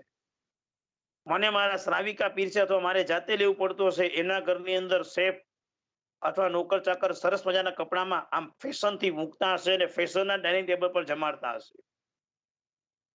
કેતુભાઈ તાજ હોટલમાં ચા પીને આવ્યા 600 રૂપિયાની. ચા તો ચા જ હોય ને. નીતા અંબાણી 3.5 લાખ રૂપિયાની કોફી વેચ, તેમાં હું થઈ ગયું? પણ કોફી જ હોય. કોફીમાં ફરક ન હોય, કંપનીના બ્રાન્ડમાં ફરક હોય. કઈ કોફી જ હોય. સ્ટેટસની દુનિયા બહુ જુદી છે. અજ્ઞાન દશાથી ભરેલી દુનિયા એટલે સ્ટેટસની દુનિયા. એટલા પણ મોટા નહીં થતા કે સ્ટેટસને કારણે પણ તમને પોતાને અજ્ઞાન દશામાં જ રમવું પડે. અને અહીંયા આગળ પૈસો છે, તમે ધારો એ સગવડતા લાવી શકો છો, પણ પૈસાની સગવડતા સલામતી આપી શકશે ખરી? નહીં. પૈસાથી તમે ધારો એ સગવડતા ઉભી કરી શકો છો, સલામતી નહીં. અમેરિકામાં જતો તો હું, ક્યાંક હવે મને યાદ નથી ક્યાં જતો હતો, ગાડીમાં ડ્રાઇવિંગ સીટ પર જે ભાઈ બેઠા હતા મને લઈ જતા હતા, અને ભાઈએ કીધું, મન કે સાહેબ અહીંયાની વાત નથી, વાત થતા વચલી વાતમાં વાત કરું છું. મન કે સાહેબ અહીંયા આગળ છે ને પોલીસો અમને પણ એમ કે તમારે ઘરની બહાર ચપ્પલ નહીં રાખવાના અને તોરણ નહીં બાંધવાના. મેં કીધું કેમ? કે સાહેબ અહીંયા અમેરિકામાં બી ચોરી થાય, તો ચોરોને ખબર પડી જાય કે ઇન્ડિયન ઘરમાં છે ને સોનું પડ્યું હોય, પૈસા પડ્યા જ હોય, કે આપણા શ્રાવિકાના ત્યાં તો સોનું હોય જ ને. એટલે કે એ લોકો છે ને જેના ઘરની બહાર ચપ્પલના ઢગલા થાય ને જેના ઘરની બહાર તોરણ લાગ્યું હોય ને ઇન્ડિયન ઘર, એટલે એના ઘરે જાય ને તો લાભ મળે છે એ લોકોને. ગજબ છે. અમેરિકામાં આવી હાલત છે. મન કે સાહેબ મોક્ષ સિવાય ક્યાંય સુખ નથી, છોડો તે જવા દો. ઘર ખોલ્યું, ઘરમાં એન્ટ્રી થઈ તો tick tick tick tick tick થવા લાગ્યું, ઓલો અવાજ આવ્યો તો ગભરાઈ ગયો. આ શું છે તારા ઘરમાં અવાજ થાય? મન કે સાહેબ એલાર્મ બંધ કરી આવું. મેં પૂછ્યું એલાર્મ શેનું? મન કે સાહેબ બંધ કરીને જઈએ ને એટલે અમે કંપનીને કામ સોંપ્યું હોય અને એલાર્મ વાગે. પણ એલાર્મ શું કામ? મન કે સાહેબ સિક્યુરિટી માટે. મેં તો કેમ સિક્યુરિટી? આટલો ભયભીત છે તું? આવ મારા સાધુ જીવનનું દુનિયા બતાવું. એક સિક્યુરિટી ના હોય, આવ બતાવું તને. સાધુ નામ કૂતો ભયમ. સાધુને ભય છે ને, શ્રાવકને ભય? મન કે સાહેબ એવું નથી, ભરી જેવું નહીં, પણ હવે આપણી બધી વ્યવસ્થાઓ આ બધી. બધું સાચું બોલ, ભય છે કે વ્યવસ્થા છે પેલા નક્કી કર, પછી આપણે આગળ વધીએ. એને મને કીધું કે સાહેબ વ્યવસ્થા તો નામને બોલું છું, બાકી આ દેશમાં ભય પણ એટલો જ છે. બધું આ ભયનું તું વાતાવરણ બોલ્યો છે ને, તને આજે સમજાયું ને, ત્યાં લખી રાખજે, અજ્ઞાન દશાની મારી પરાકાષ્ઠા છે કે ભયને પણ હું વ્યવસ્થા માનીને ચાલું છું. આ અજ્ઞાન દશા છે. મોહન એનો ઉદયનો જે આ ભય ચાલે છે તેને અજ્ઞાન દશા સમજીને ચાલીએ છીએ, અને એમાં પણ આગળ વધીને ત્યાં સુધી હું તમને વાત કહેવા માંગીશ કે આવા સગવડતામાં જો સલામતી નથી, આવો મજાનો તારો બંગલો છે એમાં પણ તું સહી સલામત નથી, તો તારી સલામતી પૈસાથી નથી, પુણ્યથી છે. પૈસાથી તમે સારામાં સારી કાર ખરીદી શકો છો, મજાની કાર, પણ એ કાર લઈને રસ્તા પર દોડતા હોય તો સલામતી આપવાની જવાબદારી કારની નથી. ઠોકાઈ જાય ને ઓલો ફુગ્ગો ફૂટી જાય ને ફુગ્ગો તમને બચાવી જાય ને એ પણ પુણ્ય છે. કારની અંદર ફુગ્ગો આવે છે, એર બેગ જેને કહેવાય છે, તમે સીટ બેલ્ટ બંધ કરીને બેઠા છો, કાર ઠોકાઈ ગઈ, એર બેગ ફૂલી ગઈ ને કદાચ તમે બાલ બચી ગયા, તે પુણ્યના કારણે, નહીં કે સગવડતાના કારણે. માનો કે એરબેગ ખુલી ન હોત તો, માનો કે સીટ બેલ્ટ ભરાવાનું કદાચ રહી ગયું હોત તો, માનો કે એક્સિડન્ટ થતા પહેલા જ ક્યાંક સીટ બેલ્ટ ખોલ્યો હોત તો, માનો કે તમે ક્યાંક કશે ગાડીમાંથી ઉતરતા હતા ત્યાં જ અચાનક બીજાની ગાડી આવી તમને ઠોકી ગઈ હોત તો. સગવડતા માત્ર આપી શકે છે પૈસો, સલામતી નહીં. સલામતી તો પુણ્યના કારણે મળે છે. આ જે પણ કઈ સલામતીથી ડ્રાઇવિંગ કરી શકીએ છીએ, જે પણ સલામતીથી ઘરમાં રહી શકીએ છીએ, જે પણ સલામતી આપણી ચાલે છે, એમાં પુણ્ય વપરાય છે. અને સલામતી પછીનું ત્રીજું એંગલ છે સદગતિ. પુણ્ય તમને સદગતિ માટે બંધાયેલું નથી, ખાલી સલામતી માટે બંધાયેલું છે. હું તારું શરીર સલામત રાખીશ, તને રોગ નહીં આવવા દઉં. હું ઘરની વ્યવસ્થા સલામત રાખીશ, તને કોઈ ઘટના નહીં થાય. હું રસ્તામાં તારું એક્સિડન્ટ થવા નહીં દઈશ, તું સહી સલામત રહીશ. હું તારા પુણ્યમાં સાથે ને સાથે સાથ આપીશ, પણ એ પુણ્ય સદગતિ માટે બંધાયેલું નથી. સદગતિમાં જવું હોય તો આપણી પાસે સૌથી મોટો પાયો છે, પરમાત્મા સિવાય કોઈ રસ્તો જ નથી. પરમાત્માને લઈએ એટલે સદગતિ નિશ્ચિત તौर પર છે. પરમાત્માની કૃપા, પરમાત્માની ભક્તિ, પરમાત્માની પ્રાર્થના, પરમાત્માની સેવા, પરમાત્માની પૂજા, પરમાત્માની દર્શન, પરમાત્માના ગુણ વૈભવનું દર્શન, પરમાત્માના ગુણ કીર્તન આપણને 100% મોક્ષ સુધી પહોંચાડી જશે. 100%. પૈસો પુણ્ય ને પરમાત્માની અંદર પરમાત્માને સિલેક્શન કરી દીધું, આપણે કમાલ કરી દીધું. શાસ્ત્રમાં બે દ્રષ્ટિ આવે છે, મિથ્યાત્વ દ્રષ્ટિ અને સમ્યક દ્રષ્ટિ. બહુ સરસ વાત લખી છે કે સમ્યક્ત્વી આત્મા મિથ્યાત્વીનું કોઈ પણ પુસ્તક ઉપાડે ને તો પણ એ સમ્યક શ્રુત થઈ જાય છે. સમ્યક્ત્વી આત્મા મિથ્યાત્વનું કોઈ પણ પુસ્તક ઉપાડે તો એ સમ્યક શ્રુત થઈ જાય છે, અને મિથ્યાત્વી આત્મા કોઈ પણ સમ્યક દ્રષ્ટિનું પુસ્તક ઉપાડે તો એ મિથ્યા શ્રુત થઈ જાય છે. સમ્યક્ત્વ પામેલા શ્રાવકના આત્મા, સમ્યક્ત્વી પામેલા શ્રાવિકાના આત્મા કોઈ પણ મિથ્યાત્વનું પુસ્તક પણ આવ્યું તો પણ એ પુસ્તકને વાંચતા વાંચતા એ સમ્યક્ત્વમાં પરિણત પામી જાય છે. કારણ કે દ્રષ્ટિનો જ્યાં ઉગાડ થયો છે, સમ્યક્ત્વનો જ્યાં ઉગાડ થયો છે ને, ત્યાં આગળ બહુ મોટી જ્ઞાન દશા પ્રગટ થઈ જાય છે. હવે હું બે દ્રષ્ટાંત આપીશ. બંને દ્રષ્ટાંતથી આપણે સિલેક્ટ કરશું કે આપણામાં અજ્ઞાન દશા છે કે જ્ઞાન દશા છે. પહેલો પ્રશ્ન રાજેન્દ્રભાઈ તમારા માટે. બપોરે 12 વાગ્યાનો સમય છે, કડકડતી ભૂખ લાગી છે. તમે ડાઇનિંગ ટેબલ પર ગોઠવાઈ ગયા છો. માનો કે શ્રીખંડ પુરીનું ભોજન તમારું ભાવતું ભોજન છે, અને આજે ઘરે ભાવતું ભોજન પરિવારજનોએ બનાવેલું છે, અને ભાવતું ભોજન તમારા ટેબલ પર મુકાય છે. આવવાને પીરસવાને 5 મિનિટની વાર છે. ટેબલ પર બધી આઈટમો ગોઠવાઈ રહી છે. થોડી થોડી સોડમ આવી રહી છે. સુગંધ બહુ સરસ મજાની છે. દરેક ઇન્દ્રિય તલછાટ કરી રહ્યા છે.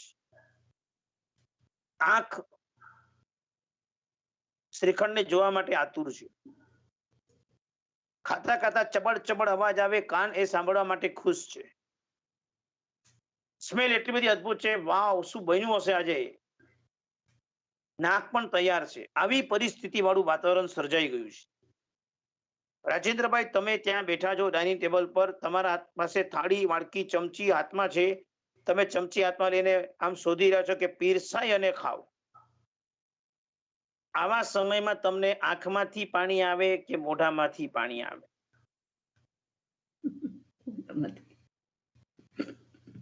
આવવા જોઈએ તો આંખમાંથી.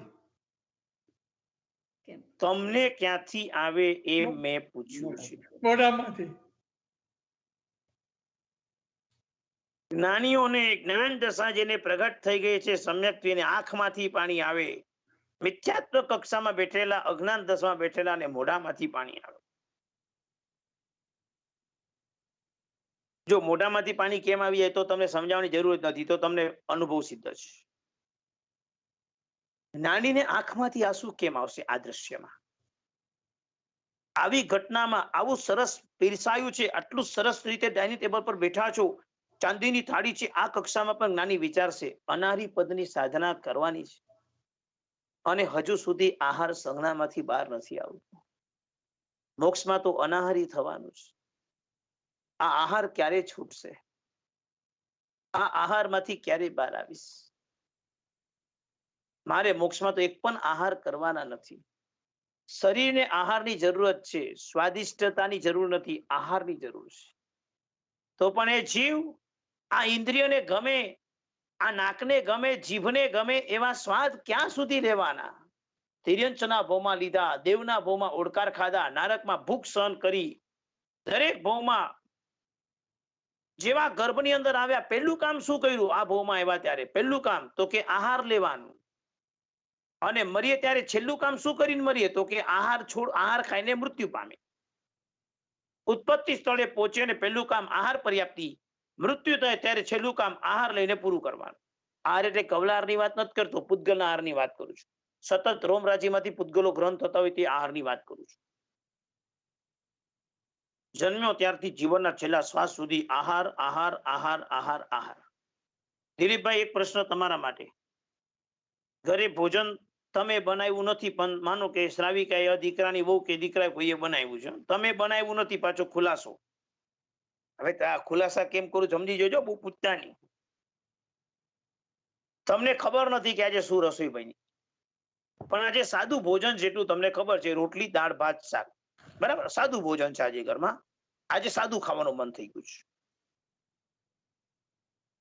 જમવા માટે બેસતા પહેલા શ્રાવિકાને પ્રશ્ન કયો પૂછશો? આજે શું જમવાનું બનાવ્યું છે? આજે શું જમવાનું બનાવ્યું છે? શ્રાવિકા આપણને કયો જવાબ આપે દિલીપભાઈ ત્યારે? બનતા જો સુધી બહુ એમ કહે સ્પષ્ટ કે કહું દાળ ભાત રોટલી ને શાક બનાવે છે, જે બનાવ્યું તો હોય પછી તે. બીજો પ્રશ્ન શું પૂછો તમે એના પછીનો? કેમ સાદું બનાવ્યું છે?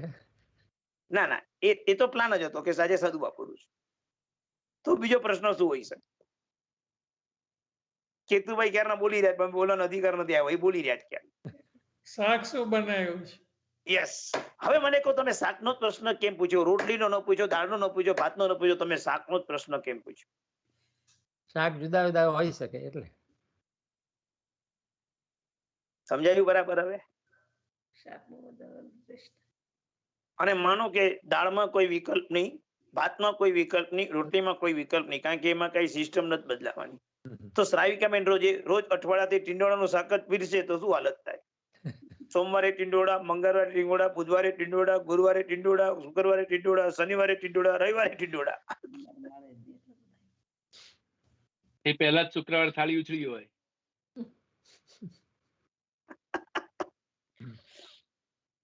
એક જગ્યાએ હું જમવા માટે ગયો હતો, એ બેને છે ને વટાણાના પરોઠા, વટાણાનું શાક, વટાણાની આમટી, આમટી એટલે દાળ જેવો હતો, આમટી કહેતા હતા, વટાણાની આમટી, અને ભાતમાં બી વટાણાના પુલાવ બનાવ્યા હતા. મેં કીધું આ બધું વટાણા કેમ ભેગું થઈ? પણ એ બેને મને ત્યારે કીધું કે સાહેબ, મહારાષ્ટ્રમાં જે ગામમાં મેં રહેતા હતા ત્યાં એક જ શાક આવતું હતું, વટાણા. એટલે અમારી બધી આઈટમ વટાણાની બને. આજે આપ અહીંયા આવવાના હતા એટલે મને ઈચ્છા હતી કે મારા ગામમાં જે વપરાતું હતું મારે ભોજન આપને કરાવવું છે, અને મેં વટાણાનું ભોજન આપના માટે કર્યું. પરાણે ખાધું ભાઈ, આપણને બધું ભાવે નહીં, નવું નવું ટેસ્ટ કરવાનું હોય, ખાઈ લીધું ચૂપચાપ. મેં તો આ બેનના ભાવ ઉત્કૃષ્ટ છે, આપણા ભાવ જગન થઈ ગયા, હજી વાત બાકી છે. કારણ કે આપણી મેન્ટાલિટીમાં એક સરખું આ વિચાર પ્રવેશ થાય એટલે અજ્ઞાન દશા, પછી બધા ભાવ જતા રહે. અજ્ઞાન દશા એટલી ડેન્જર છે. હવે મહત્વના 4 પોઈન્ટ મારે તમને લખાવા છે, ખાસ લખજો. પહેલો પોઈન્ટ બરાબર લખજો, બરાબર. આમાં જરા પણ ભૂલ ન કરતા. કેતુભાઈ, તમે લખતા નથી એટલે હું એમ સમજુ છું કે તમને બધું મગજમાં યાદ રહી જતું હશે, હું એવું સમજી લઉં છું તમને. હા, આ મોબાઈલમાં લખો છો ભાઈ, ગજબ છે આ લોકો તો, ટેકનોલોજીના એટલા માસ્ટર છે. બધું સારું, ચાલો વાંધો નહીં. જ્ઞાન છે અને શીલ છે. જ્ઞાન છે અને શીલ છે. જ્ઞાન છે અને શીલ છે. શીલનો મિનિંગ લેવાનું ચારિત્ર, પણ આપણે શાસ્ત્રીય શબ્દ પ્રમાણે શીલ શબ્દ વાપરશું. ભગવતી સૂત્રની અંદર આવેલી વાત તમને કહી દઉં છું. ભગવતી સૂત્ર એટલે આપણું મોટું આગમ, 5મું આગમ ભગવતી સૂત્ર, એનો પદાર્થ આપું છું. જ્ઞાન છે અને શીલ છે. બે લખજો, જ્ઞાન છે પ્લસ શીલ છે, બાજુમાં લખજો સર્વ આરાધક. શું શબ્દ લખવાનો છે બાજુમાં? સર્વ આરાધક. જ્ઞાન છે, શીલ છે, જ્ઞાન પણ છે, શીલ પણ છે, એટલે સર્વ આરાધક. પહેલી લીટી કમ્પ્લીટ થઈ ગઈ. બરાબર છે? ફરીથી એકવાર રિપીટ કરું છું.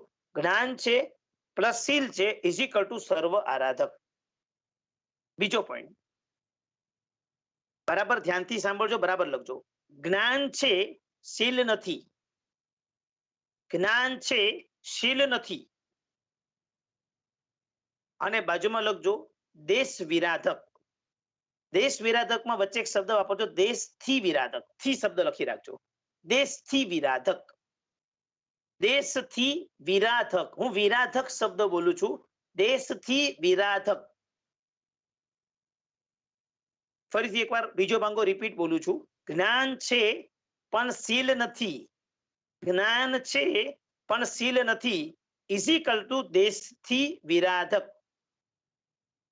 બે ભાંગા પૂરા થઈ ગયા. આપણે ત્રીજી સેન્ટેન્સ ત્રીજી લીટીમાં જઈએ છીએ. ત્રીજામાં લખો જ્ઞાન નથી, શીલ પણ નથી. શીલ છે. જ્ઞાન નથી, શીલ છે ઇઝ ઇક્વલ ટુ દેશથી આરાધક. ઇઝ ઇક્વલ ટુ દેશથી આરાધક. ચોથામાં બેમાંથી એક નથી, જ્ઞાન નથી ને શીલ નથી. યસ, પહેલા ત્રીજો ભાંગો ફરીથી એકવાર રિપીટ કરું છું.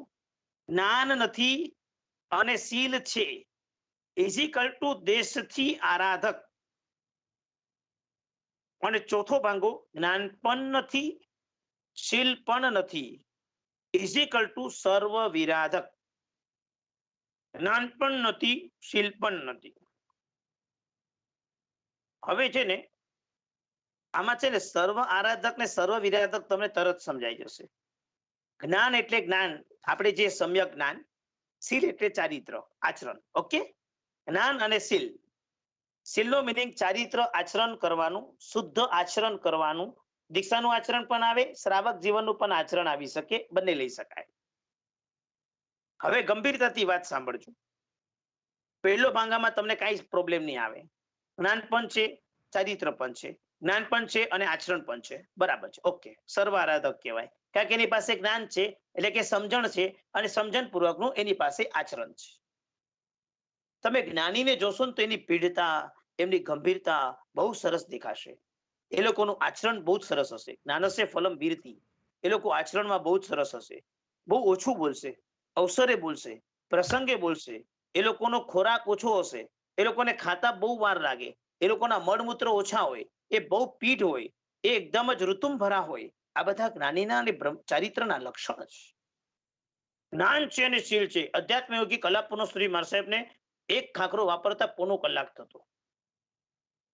એ ખાખરો ખબર છે કે ભૂલાઈ ગયો?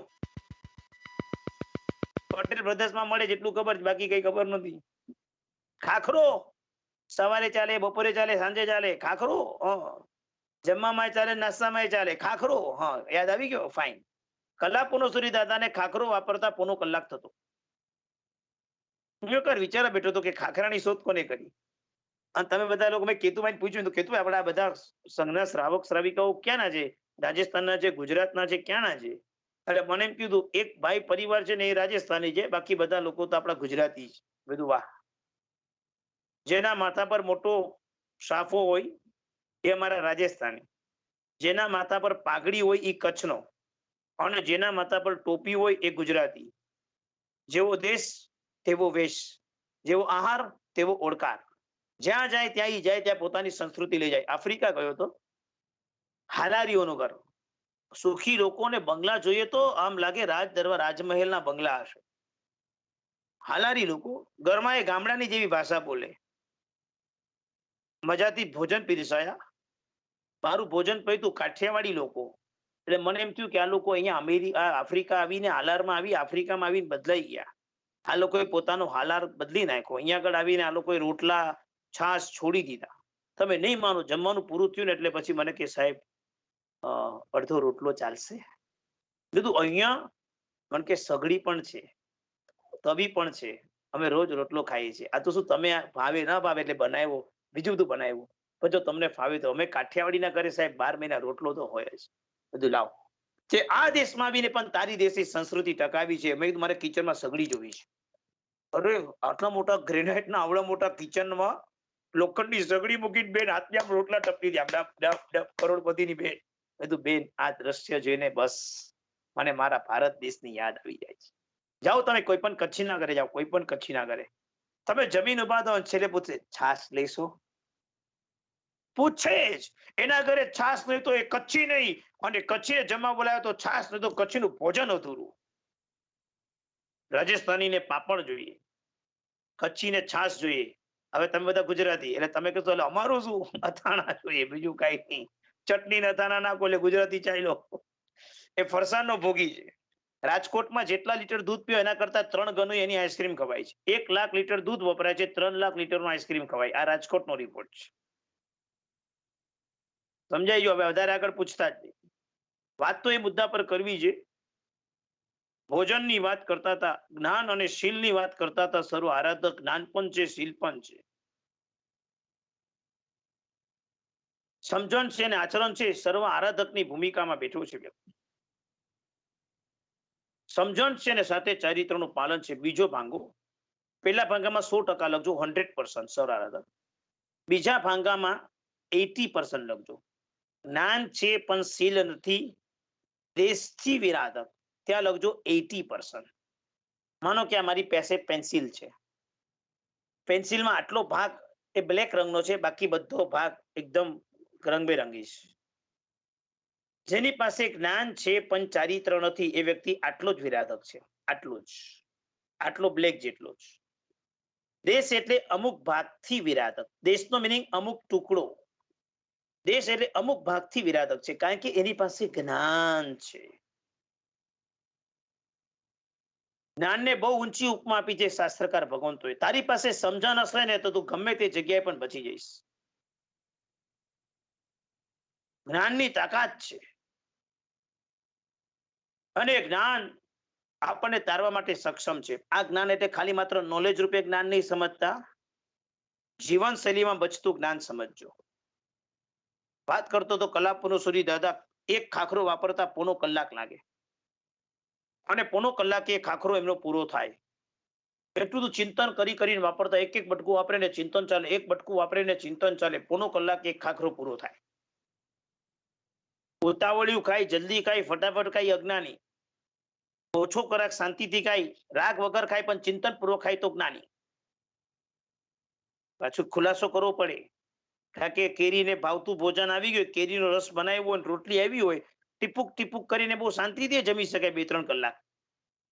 ફ્રેન્ડ સર્કલ આવ્યું એવું શાંતિથી જમવાનું ચાલે. વાતો કરતા કરતા અજ્ઞાન દશામાં જ્ઞાનાવળ કર્મ બાંધતા બાંધતા કલાક નીકળી જાય જમતા જમતા. બધું ભૂલાઈ જાય ત્યારે. આ નહીં, એકલો તું વાપરવા બેઠો છે, 1 રોટલીને શાક લીધું છે, પણ 2 રોટલીને શાક ખાતા ખાતા પણ તને અડધો કલાક લાગ્યો, પણ તે ચિંતન કર્યું છે. કારણ કે જેવો આહાર તેવો ઓડકાર, જેવો આહાર તેવો વિચાર. આ પ્રકારની ભૂમિકા પ્રાપ્ત થાય છે. પહેલું હતું જ્ઞાન છે, શીલ છે, સર્વ આરાધક.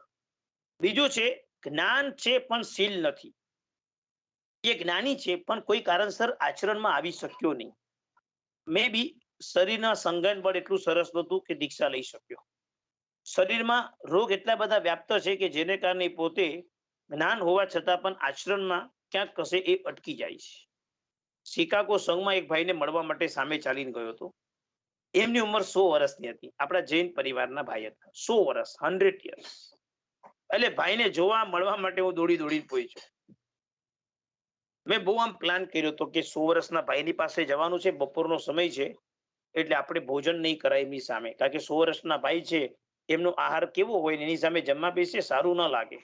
મેં મારા બધા વિકલ્પો કરીને હું ત્યાં પહોંચી ગયો. એમના ઘરે ગયો, ઓળખાણ પરિચય હતો. ભાઈ અંદર સૂતા હતા. ખૂબ જ્ઞાન, આગમનું ખૂબ જ્ઞાન એમની પાસે. એટલે એમના ઘરે અમે બેસી રહ્યા. એ ભાઈને જાગવાનો સમય થયો. એ જાગીને બહાર આવ્યા. તેમને કીધું તમને મળવા આવ્યા છે. એમને સમાચાર હતા કે આજે ગુરુજી મળવા આવવાના જ. મને કે ચાલો ડાઇનિંગ ટેબલ પર ગોઠવાઈ જઈએ. ડાઇનિંગ ટેબલ ગોઠવાઈ ગયા એટલે મને કે તમે શું લેશો? એટલે મેં તો શરમના માનને કીધું કે અંકલ કાંઈ નહીં, ચા કોફી કઈ બી ચાલી જશે, કારણ કે એક તો 100 વર્ષ નંબર વાળા વ્યક્તિની સામે કઈ ભોજન લઈને બી સારું થોડી લાગે, વિનય તો રાખવો પડે કે નહીં, કે 100 વર્ષનો વ્યક્તિ વાપરતું હશે, મોટી શંકા હતી મને. એટલે એકાદ ખમણનું પીસ, એકાદ ફ્રૂટનું પીસ ને એકાદ કોફી ચા જેવું મારા ટેબલ પર ગોઠવાયું. એમનું ભોજન આવ્યું, રોટલી દાળ ભાત શાક ભર્યું ભોજન આવ્યું. હું માથું કંજવાળતો રહી ગયો, હું મારા વિકલ્પોમાંથી ક્યારે બહાર આવીશ, આ મારી અજ્ઞાનતામાંથી ક્યારે બહાર આવીશ. મેં એવું કેમ નક્કી કર્યું કે 100 વર્ષની ઉંમરમાં માણસનું ભોજન કઈ હોય જ નહીં? સમજી ગયા? માપદંડ આપણું કેટલું નાનું છે, અજ્ઞાન દશામાં કેવા બેઠા છે કે આપણે કોઈને સમજવા માટે પણ સક્ષમ નથી. જ્ઞાન છે પણ શીલ નથી. હજુ પણ કહું છું, જ્ઞાન હોય ને ખરેખર તો વ્યક્તિ આચરણમાં લાવે છે. તમને જયારે સમજાય જાય ને કે ટીવી છોડવા લાયક છે, ગુરુએ તમને કીધું કે આ ટીવી ન ચાલે, એટલે તમે સીધું ટીવી બહાર મૂકી આવો, વાત પતી ગઈ. મારા ગુરુની આજ્ઞા થઈ ગઈ એટલે વાત પૂરી થઈ ગઈ. પાર્લાના એક શ્રાવક હતા, માર્કેટને વરાવા જતા હતા, સ્થાનકવાસી હતા, અને વરાવા જતા હતા ત્યારે એમના હાથમાં ઘડિયાળ પહેરેલી હતી, બ્રાન્ડેડ ઘડિયાળ હતી.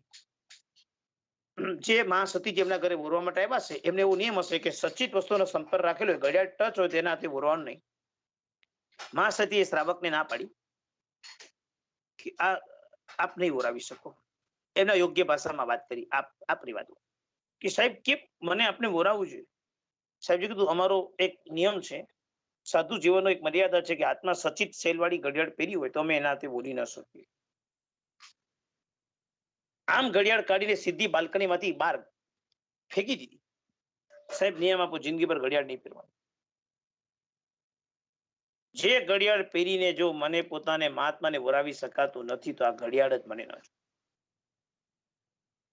હવે કેતુભાઈ તમારા મનમાં એમ શંકા આવતી હોય ને કે મેં તો વરાયું હતું ને મને તો કોઈ સાહેબ જેવું કીધું જ નહોતું. તમને નથી કીધું કારણ કે તમારા પર ગુરુદેવે કરુણા કરી છે, એમને પ્રાયશ્ચિતમાં લખી દીધું છે કે શ્રાવકે મને ઘડિયાળ પહેરેલી હતી અને ઘડિયાળથી મને વરાવી, એમને પ્રાયશ્ચિત દીધું છે, ભૂલતા નહીં. જો જે ઘડિયાળ આપણને મહાત્માને વરાવવા, અને આજે તો તમારી હું ઘડિયાળ ચેક કરું તો ડિજિટલ ઘડિયાળ છે. ઓલી કઈ ઘડિયાળ છે આમ જોડે બધું વોટ્સઅપ બી તમને વગર મહેનતે દેખાઈ જાય, દ્રષ્ટિ બી સાપ જેમ દ્રષ્ટિ ફેંકે અને આંખ લાગે ને એમ તમારી આંખ પડે ને તો તમારી સામે બધું ઓટોમેટિક દેખાઈ જાય. દેરાસરમાં ભક્તિ ચાલતી હોય, હું પ્રભુ તારો તું પ્રભુ માં, અને આમ જરાક નજર પડે અને એમાં મેસેજ આવે. देरासर तो मोबाइल फोन नहीं वापरવાનું લખ્યું છે કે मोबाइल यूज नहीं, हमने मोबाइल कहाँ यूज किया है, हमने तो घड़ियाल में सामने से ही मैसेज आ गया है, हमने कुछ किया नहीं. इच्छामी दुक्कड़म.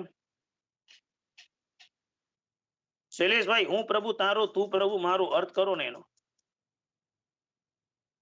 શૈલેષભાઈ તમારી પાસેથી અપેક્ષા આ પ્રશ્નની. હું પ્રભુ તારો તું પ્રભુ મારો. તમને જવાબ આપવામાં જોખમ છે. જો કેટલા સેફસાઇડ રમે છે, કેટલા સેફસાઇડ રમે છે. સાચું કહું હું ફસાવું છું કે બચાવું, આ તો જો કેવું કરે છે, આ તો કઈ નહીં. કેતુભાઈ જવાબ આપશે. કેતુભાઈ તમે જવાબ આપો. આવું નહીં શૈલેષભાઈ, આવું સાવ નહીં, જોખમ નહીં. હું તમને સાચવી લઈશ, જરાય ચિંતા પડવા નહીં દઉં. હું તમને બરાબર પકડી રાખીશ, ક્યાંય ઢીલો નહીં પડવા દઉં. આટલી તો જવાબદારી માંગી. કેતુભાઈ પ્રશ્નોનો જવાબ આપો ને. હું પ્રભુ તારો તું પ્રભુ મારો. એમનું ફેવરેટ છે. હા એટલે તો એમને પૂછ્યું, ચાલો ને મજા આવી ગઈ લે. તો અર્થઘટન બહુ સરસ થશે. પ્રભુ હું તારો છું ને તું પ્રભુ મારો છે. બરાબર છે. સિમ્પલ ભાષામાં તો આ જ લખ્યું છે. એનું અર્થઘટન જો જ્ઞાન દ્રષ્ટિથી કરો, બરાબર સાંભળજો, ઉતાવળ નહીં કરતા. હું પ્રભુ તારો તું પ્રભુ મારો. હું ને મારો સાથે જોડો. હું ને મારો સાથે જોડો. પ્રભુ હું ને મારો અને તારો. પ્રભુ હું ને મારો અને તારો. પ્રભુ મારા હું ને મારો અને પછી મને તારો. ભગવાન મારા અહંકારને મારો અને પછી પ્રભુ મને તારો. તું સુધી પહોંચવા માટે મારે હુંને મારવો પડશે. હું જ્યાં સુધી હુંનું લેવલ લઈને ચાલીશ ને ત્યાં સુધી પ્રભુ તને હું નહીં મેળવી શકું. ક્ષણેક મુજને નાહી વિચારો. કેટલા સરસ અર્થઘટન મહાપુરુષે કર્યા છે. આવું જ્ઞાન, આવી જ્ઞાન દ્રષ્ટિ પ્રગટ થઈ જશે ને પછી જે મજા આવશે ને, તમને 80% આપ્યા છે, 80% દેશથી જ વિરાધક છો, કારણ કે તમારાથી ન છૂટકે જ વિરાધના થશે, તમારાથી ન છૂટકે જ પાપસ્થાનક થશે, બાકી કોઈ કારણ નથી કે પાપસ્થાનક થાય. ત્રીજું એંગલ, જ્ઞાન નથી પણ શીલ છે, સમજણ કાંઈ નથી પણ આચરણમાં ચાલે છે, સમજણ કાંઈ નથી પણ સામે કરે જ, પ્રતિક્રમણ કરે જ, કાંઈ આવડતું નથી પણ બેસી જાય છે, મુપત્તિનું પડીને બોલ નથી આવડતા છતાં બધાને જોઈને કાંઈ ને કાંઈ કરે છે. નવકારસિંહ ઉપવાસ ખબર નથી, પચકાન જ ન લીધું, ભૂખ્યો રહ્યો, પછી કીધું મેં આ ઉપવાસ કર્યો, તો આપણે પૂછ્યું પચકાન લીધું, તો કે પચકાન એટલે શું? આપણે સાચવી લઈએ કારણ કે સ્વાભાવિક છે, કોઈને ખબર ના હોય. આવી રીતે ઘણું કરી નાખે, સમજણ જ ન હોય કે શું કરવાનું, કેમ કરવાનું. શંખેશ્વર જાય ને ખાસ તો પૂજા કરીને માંડ ભગવાનને પ્રસન્ન કર્યા હોય, 1000 રૂપિયાનો હાર ચડાવ્યો હોય, ધર્મેન્દ્ર ખુશ થઈ ગયો હોય અને બટો લઈને બહાર આવીને મુખવાસની દુકાનમાં ભરીને મુખવાસ સિલેક્શન કરતો હોય, ઓલો દેવ વિચારે કે હાલું હમણાં અડધો કલાક 15 મિનિટ પહેલા તો આ બેન 1000 રૂપિયાનો હાર ચડાવતા હતા, એની ભક્તિ જોઈને મને ભાવ થઈ ગયો, આટલા સરસ દૂર દૂર દેશાંતરથી આવ્યા અને આ મુખવાસમાં અટકી ગયા. એ જ પૂજાના કપડામાં એક પણ પ્રકારની ચેષ્ટા થાય નહીં, પણ જ્ઞાન નથી એટલે પાછો ક્યાં આલી ધર્મશાળાથી મુખવાસ લેવાવું, એટલે બધા મુખવાસ લખી કરવા બેસી ગયો શંખેશ્વરના તીર્થ સ્થળમાં. જ્ઞાન નથી, આચરણ સરસમાં સરસ છે પણ સમજણ વગરનું આચરણ છે. 20%, ઓનલી 20% એ દેશથી જ આરાધક છે, ઓનલી 20%. 80% લોસ. એની પાસે 80% માઇનસ થઈ જાય છે, એ ખાલી આટલો જ આરાધક છે જે થોડી ઘણી એને આરાધના બધા વચ્ચે કરી સ્લાઇટ થોડી સમજણ પૂર્વકની બધી ક્રિયાનું. આનો અર્થ એમ નહીં લેતા કે તો પછી આજથી પેલું બધા આ સામાયિક પ્રતિક્રમણ બધું બંધ કરો, પહેલા ભણવા બેસો, બધું ભણાઈ જાય ને પછી ચાલુ કરો. મહેરબાની કરીને ધર્મ બંધ નહીં કરતા, જે ચાલુ છે તે ચાલુ રાખજો અને એમાં જ્ઞાન મેળવવાનું કામ ફટાફટ ચાલુ કરજો. આ પાછા આ ઊંધા રસ્તે બધા જતા રહે પાછા અત્યારે તો કે સાહેબ આમે હવે તમે 20% કીધા તો ખોટા 20% માટે કરું ના કરતા ના કરું સારું નહીં. અરે હદ છે, વાપસ સ્થાનકમાં તો નથી જતો ને, એટલું તો બેસ. 20% માંથી આપણે આગળ વધશું, આ 20 માઇનસ નહીં કરવાના. નવકારસિંહ કેમ કરી, 24 શા માટે કરીએ છીએ, પૂજા કેમ કરી, પરમાત્માને ધૂપ પૂજા કેમ કરી, દીપક પૂજા કેમ કરી, અક્ષત પૂજા કેમ કરી, જલ પૂજા કેમ કરી, ઓડીમાં 9 દિવસ આંબિલ કેમ કર્યા, એ આરાધના કેમ કરી, બધાના સમજણ પૂર્વકના જવાબ આપણી પાસે તૈયાર હોવા જોઈએ. પછી જો ભાવધારા કેવી ઉચકાઈ છે, એક પૂજાના દુહાઓ તો વાંચો. એક દુહા તો બોલો, 3 લીટી વ્યવહારની, 1 લીટી નિશ્ચય નહીં છે. ધ્યાન ઘટા, તમે કોઈ પણ દુહો આપો, હું તમને સંગત કરી આપું. ધ્યાન ઘટા પ્રગટાવીએ વામ નયન જીને ધૂપ, મિચ્છત દુર્ગંધ દૂરે ટળે, પ્રગટે આત્મ સ્વરૂપ. ધૂપ પૂજા પહેલી 3 લીટી વ્યવહારની, 4થી લીટી નિશ્ચયની. ધ્યાન ઘટા પ્રગટાવીએ, આ માત્ર ધૂપનો ધુમાડો ઉપર જાય છે એમ નહીં, તારું મેડિટેશન ઉપર જવું છે. આ મેડિટેશન ચાલુ થયું છે. ધ્યાન ઘટા પ્રગટાવીએ વામ નયન જીને ધૂપ, ભગવાનની ડાબી આંખ પાસે મારીને ધૂપ પૂજા કરવાની છે. ડાબી છાતીના ધબકારા ચાલે છે ને, તારા નામે ચાલે મારા શ્વાસો શ્વાસ બોલે છે ને. ભગવાનની ધૂપ પૂજાથી ભગવાનના શ્વાસો શ્વાસની કલ્પના કરવાની છે. તમે ભાષ્ય વાંચશો ને તેમાં લખ્યું છે ધૂપ પૂજાને અંગ પૂજા બતાવી છે. અંગ પૂજા એટલે શું? ભગવાનને સ્પર્શ થાય ને તેને અંગ પૂજા ધૂપ પૂજા કહેવાય. હવે ધૂપ પૂજા તો આપણે કોઈ દિવસ ભગવાનને સ્પર્શ તો કરતા જ નથી, ધૂપ થોડી સ્પર્શ કરીએ. ધૂપનો ધુમાડો અમે અંજન સલાહકા પ્રતિષ્ઠા મહોત્સવ કરતા હોય ને, જેવું ભગવાનને અંજન થાય ને ભગવાનને ધૂપ બતાવવાનો, ધૂપ ભગવાનથી નજીક લઈ જવાનો, ભગવાનના શ્વાસમાં ધૂપ જતો હોય ને એવી કલ્પના કરવાની. દશાંગ ધૂપ પ્રગટાવ્યો હોય, ધુમાડા નીકળતા હોય, ભગવાનના નાક સુધી ટચ થતા હોય, જાણે ભગવાનના શ્વાસોશ્વાસ ચાલે છે ને એવી કલ્પના કરવાની. અને એટલા માટે પાલિતાણાના આદિનાથ પરમાત્માની જયારે ગાદી નિશ્ચિત થયા ને ભગવાન, વિદ્યામંડન સુરી મહારાજ સાહેબે જયારે પ્રતિષ્ઠા કરી 485 વર્ષ પહેલા, ત્યારે શિલાલેખ લખેલો છે, ભોગાવલી શું, નૃત્ય શું, સત્સુ. બધી સૌભાગ્યવંતી સ્ત્રી જયારે પરમાત્માના ભક્તિ ગીત ગાન ગાઈ રહી હતી, તદા પ્રતિષ્ઠા સમયે પરમાત્માના સપ્ત શ્વાસોશ્વાસ કૃતા. ભગવાન આદિનાથે ત્યારે 7 વખત શ્વાસોશ્વાસ લીધા. પૂજ્ય તેજ અનુભવ વિશેષાત, આચાર્ય ભગવંતના તેજ અને પુણ્ય અને પ્રભાવના વિશેષતાથી એમને 7 વખત શ્વાસોશ્વાસ લીધા. ભગવાન આદિનાથ આવા ચિત્તા જાગરામ, આમ છાતી આમ ફૂલીથી ભગવાનની લોકોએ નિહાળી. સકળ શ્રી સંઘ, લાખ વ્યક્તિઓનો માનવ મહેરામણ, બધાએ ભગવાનના શ્વાસોશ્વાસ જોયા. શું પ્રતિષ્ઠા થઈ છે આદિનાથ ભગવાનની કલ્પના તો કરો. અને પછી ગાઓ, હે શંખેશ્વર સ્વામી પ્રભુ જગ અંતર્યામી, તમને વંદન કરીએ શિવ સુખના સ્વામી, મારો નિશ્ચય એક જ સ્વામી, બનું તમારો દાસ, તારા નામે ચાલે મારા શ્વાસો શ્વાસ. હે શંખેશ્વર સ્વામી પ્રભુ જગ અંતર્યામી. આગળ વધતા હતા છેલ્લો ભાંગો, જ્ઞાન પણ નથી, શીલ પણ નથી, સમજણ પણ નથી અને આચરણ પણ નથી. હવે સર્વ વિરાધક, આ તો સમજાઈ ગયો, આ તો દયાપાત્ર જીવદળ છે. હું જે મુંબઈ નગરીમાં રહું છું એમાં મેં એવા ફેમિલી પણ જોયા છે, જૈન પરિવારો છે પણ નામથી જૈન, ન દેરાસર આવે ન ઉપાશ્રય આવે, ઘરમાં પણ એ લોકો અભક્ષ્ય પદાર્થો, અભક્ષ્ય એટલે નોનવેજ વાપરતા હોય એવા પણ મેં લોકો જોયા છે. જન્મથી પણ જૈન, નામના જૈન, કાંઈ નહીં. ઘણા સમય પહેલા કઠોર ગામમાં પર્યુષણ કરાવવા ગયો તો, સુરતની પાસે એક ગામ છે કઠોર, અને કઠોરના ગામમાં પર્યુષણ કરાવવા ગયો તો રાતના ઊંઘ આવતી હતી, અમને જવા નથી કારણ કે અમે લોકો બહુ નાના હતા ત્યારે, મારી ઉંમર ખાલી 15-17 વર્ષની. બહુ ઊંઘ આવતી હતી, રાતના ભક્તિ ભાવ ચાલે, 1-1.5 વાગ્યા સુધી ભાવના ચાલે ત્યારે. અને એ વખતે એક ભાઈ રાતના 11:30 વાગે ગીત લીધું, જન્મથી હું જૈન છું કર્મથી નથી, કર્મથી હું કોણ છું એની ખબર નથી. બહુ સરસ સ્તવન હતું, બહુ સરસ ભક્તિ. હું ઊંઘમાં સાંભળતો હતો, મને ત્યારે સમજણ ન પડે. બધા ભાઈ બાફ્યું, કર્મથી જૈન નથી એટલે શું? કર્મથી થોડી જૈન થવાનું હોય, આપણે જન્મથી જૈન થવાનું હોય. પણ વર્ષો પછી મને સમજાયું એ શું કહેવા માંગતા હતા. જન્મથી હું જૈન છું, કર્મથી નથી.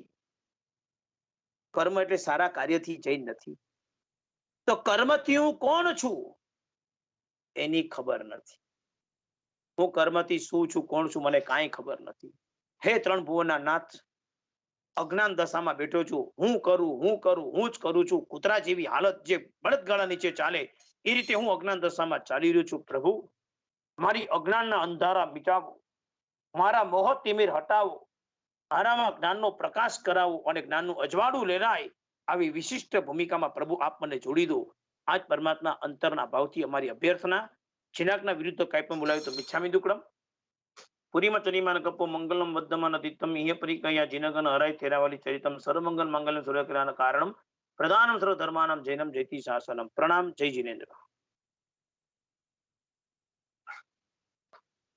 પારસ સર, 2-3 ક્વેશ્ચન હતા, હા પૂછી શકું? સો તમે જે સ્ટાર્ટિંગમાં જે નમોરિયંતાણ પછી જે બોલો છો ને સૂત્ર હા. કે જે પણ ઈ હા, એટલે ઈ શેમાં છે? એટલે પર્ટિક્યુલર પંચ પ્રતિક્રમણમાં નથી, રાઈટ? તો ઈ શેમાં છે? મંગલમ ભગવાન વીરો ને બધું બોલું છું. હા, એટલે નમોરિયંતાણ પછી જે બહુ બોલો છો ને તમે આમ સ્ટાર્ટિંગમાં, નમોરિયંતાણ પૂરું થઈ જાય એના પછી જે આખું બોલો છો ને, હા, માંગલિક ઈ બોલું છું. હા, એટલે ઈ અમને કોઈ મહેસાણા ભાષામાં ભણતા હતા ને ત્યારે અમને લોકોને પહેલા 4 શ્લોક ગુરુએ અમને ત્યાં કરાવ્યા હતા કે માંગલિક આ રીતે કરવાનું. પછી ધ્રેમ ધ્રેમકી ધપામાં ધુધુમી ધ્રોમ ધ્રોમ આજે હું સ્તુતિ બોલું છું ને, સજ્જન સન્મિત્ર પુસ્તકમાં છે. અને વીર સર્વ સુરા સુરેન્દ્ર મહી તો એ જે હું સ્તુતિ બોલું છું તે સ્તુતિ સકલાર સ્તોત્રમાં છે. અને વિશ્વ હું આજે કલ્યાણ પાદપારામાં શ્રુતક ગંગા હિમાચલ બોલું છું, એ કલિકા સ્વરગ્ન હેમચંદ્ર સ્તુતિમાં છે, 63 લખેલી છે, એમાંથી બોલું છું. અને પેલી 4 ગાથા બોલું છું એ મને ગુરુજી મહેસાણા ભાષામાં ભણતા હતા ત્યારે અમને લોકોને આ ગાથા ગોખાવી હતી. એ ગાથા મેં આજ દિન સુધી એ જ ગાથાથી માંગલિક ચાલુ રાખ્યું છે. ક્યાંય પણ જગ્યાએ મંગલ કરું આ ગાથાથી જ મંગલ કરું છું. ગુરુએ આપેલી છે એને સાચવીને ચાલ્યો છું. મજા આવી. Okay, thank you. અને એકચ્યુઅલી મારે બીજા 4-5 ક્વેશ્ચન છે પણ બીજાને ઓપોર્ચ્યુનિટી આપીશ, એટલે હું ખાલી 2 ક્વેશ્ચન પૂછી લઉં અને પછી કાલે વધારે પૂછીશ. તમે એક વખત આઈ થિંક ગઈકાલે કેમ કીધેલું જૈન બ્રાહ્મણ અને જૈન વ્યાકરણ, રાઈટ? તો એટલે તમે હાઈ લેવલ ઉપર કહી દેશો અને પછી બીજાને ઓપોર્ચ્યુનિટી આપીશ એને પૂછવા હોય તો. અને બીજા જૈન ક્વેશ્ચન હું બ્રાહ્મણ કાલે. એટલે શું? આપણે ત્યાં વિધિ વિધાન કરવાનો અધિકાર જૈન બ્રાહ્મણોને હતો. વર્ષો પહેલા આપણે ત્યાં જૈન બ્રાહ્મણ હતા. જૈન બ્રાહ્મણોનું કામ શું? અંજન સલાહકાર કરાવી શકે, પ્રતિષ્ઠા કરાવી શકે, તમને બધાને ઘરની અંદર કુંભ મૂકવાના મુહૂર્ત આપી શકે. આપણા ઘરની અંદર કોઈ પણ સારા પ્રસંગો આવે એટલે મુહૂર્ત લેવાથી માંડીને બધું જ કામ જૈન બ્રાહ્મણ કરતા. લગ્ન વિધિ પણ કરાવતા. બધી વિધિ વિધાન જૈન ધર્મના હતા જેટલા પણ વિધિ વિધાનો છે, સંસારી જેટલા પણ વિધિ વિધાનો છે, જ્યોતિષ કુંડલી બાબતના તમામ બાબતના બધા વિધાનો જૈન બ્રાહ્મણ કરાવતા. એ બ્રાહ્મણો પાસે જ્ઞાન પણ રહેતું, ક્રિયા શુદ્ધિ પણ રહેતી, આચરણ પણ રહેતું અને માન્ય રહેતા. એ લોકો પાસે પ્રતિષ્ઠા રહેતી. આવા જૈન બ્રાહ્મણો હતા. આ એટલે જૈન તમે બ્રાહ્મણની વાત છે.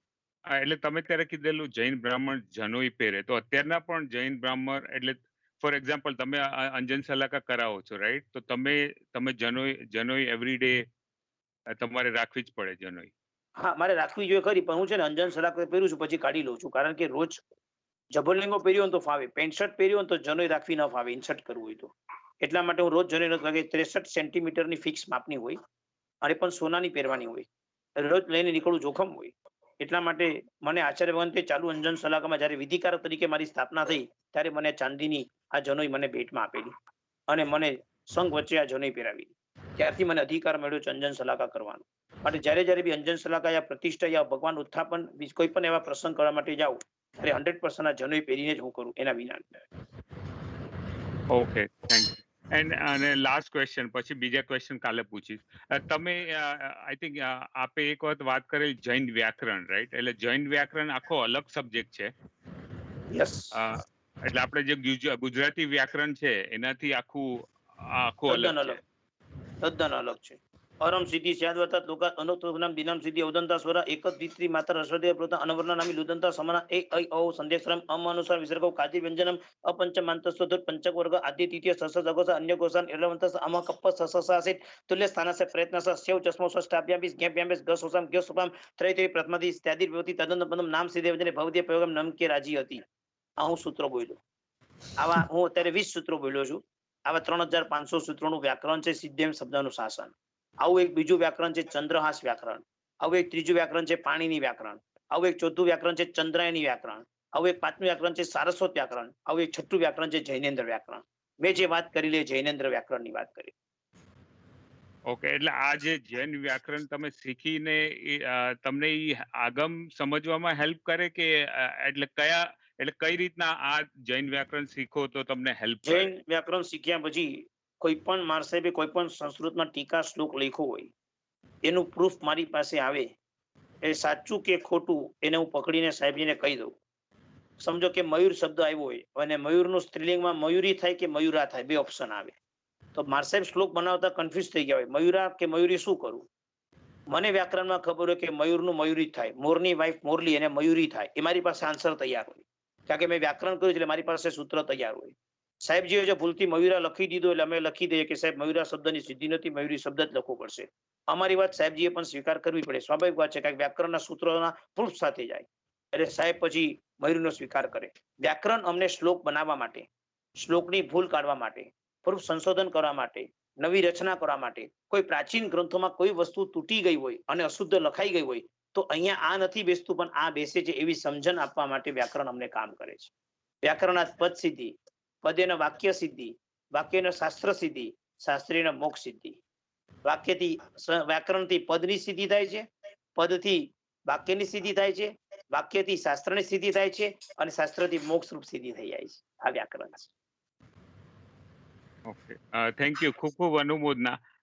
મારે બીજા 4-5 ક્વેશ્ચન છે પણ હું પછી એકાદ બે આજે દિવસમાં રાતના છે ને 9 વાગ્યા જગ્યાએ 9:45 વાગે જોડાઈ જજો એટલે આપણે બધી ડિસ્કશન પહેલા કરી લઈશું. યા શ્યોર. Thank you. ખૂબ ખૂબ અનુમોદના. યસ, પરમાત્માની કૃપા. પ્રણામ. રજા લઈએ. હાજી સાહેબ, ખૂબ ખૂબ અનુમોદના. ખૂબ જ સુંદર. સાદામાં રહેજો. હાજી. ફરી પાછા મળીએ આપના સાંજે અમારા ખાસ સવારે. કેતુભાઈ, બધાને પ્રશ્ન હોય ને તો કોઈને રોકતા નહીં, પણ બધાને કદાચ પ્રશ્ન પૂછવા માટેનો સમય વ્યાખ્યાનમાં ન રહેતો હોય ને તો આપણે એની શું વ્યવસ્થા કરી એ જરાક કેતુભાઈ તમે નક્કી કરી મને કહેજો. મને પર્સનલ પૂછવું કે આપણે કોઈ એક સેશન રાખી દેવું અથવા કેવી રીતે કરવું, તો આપણે સમય 15 મિનિટનો ફાળવીએ એમના માટે. તો શું છે 2 દિવસમાં બી કોઈના સમાધાન અટકે નહીં. તમે મને નક્કી કરીને જણાવી દેજો શું કરું છું. ઓકે, પ્રણામ. જય જીનેન્દ્ર. ચોક્કસ. જી સર, પ્રણામ. જય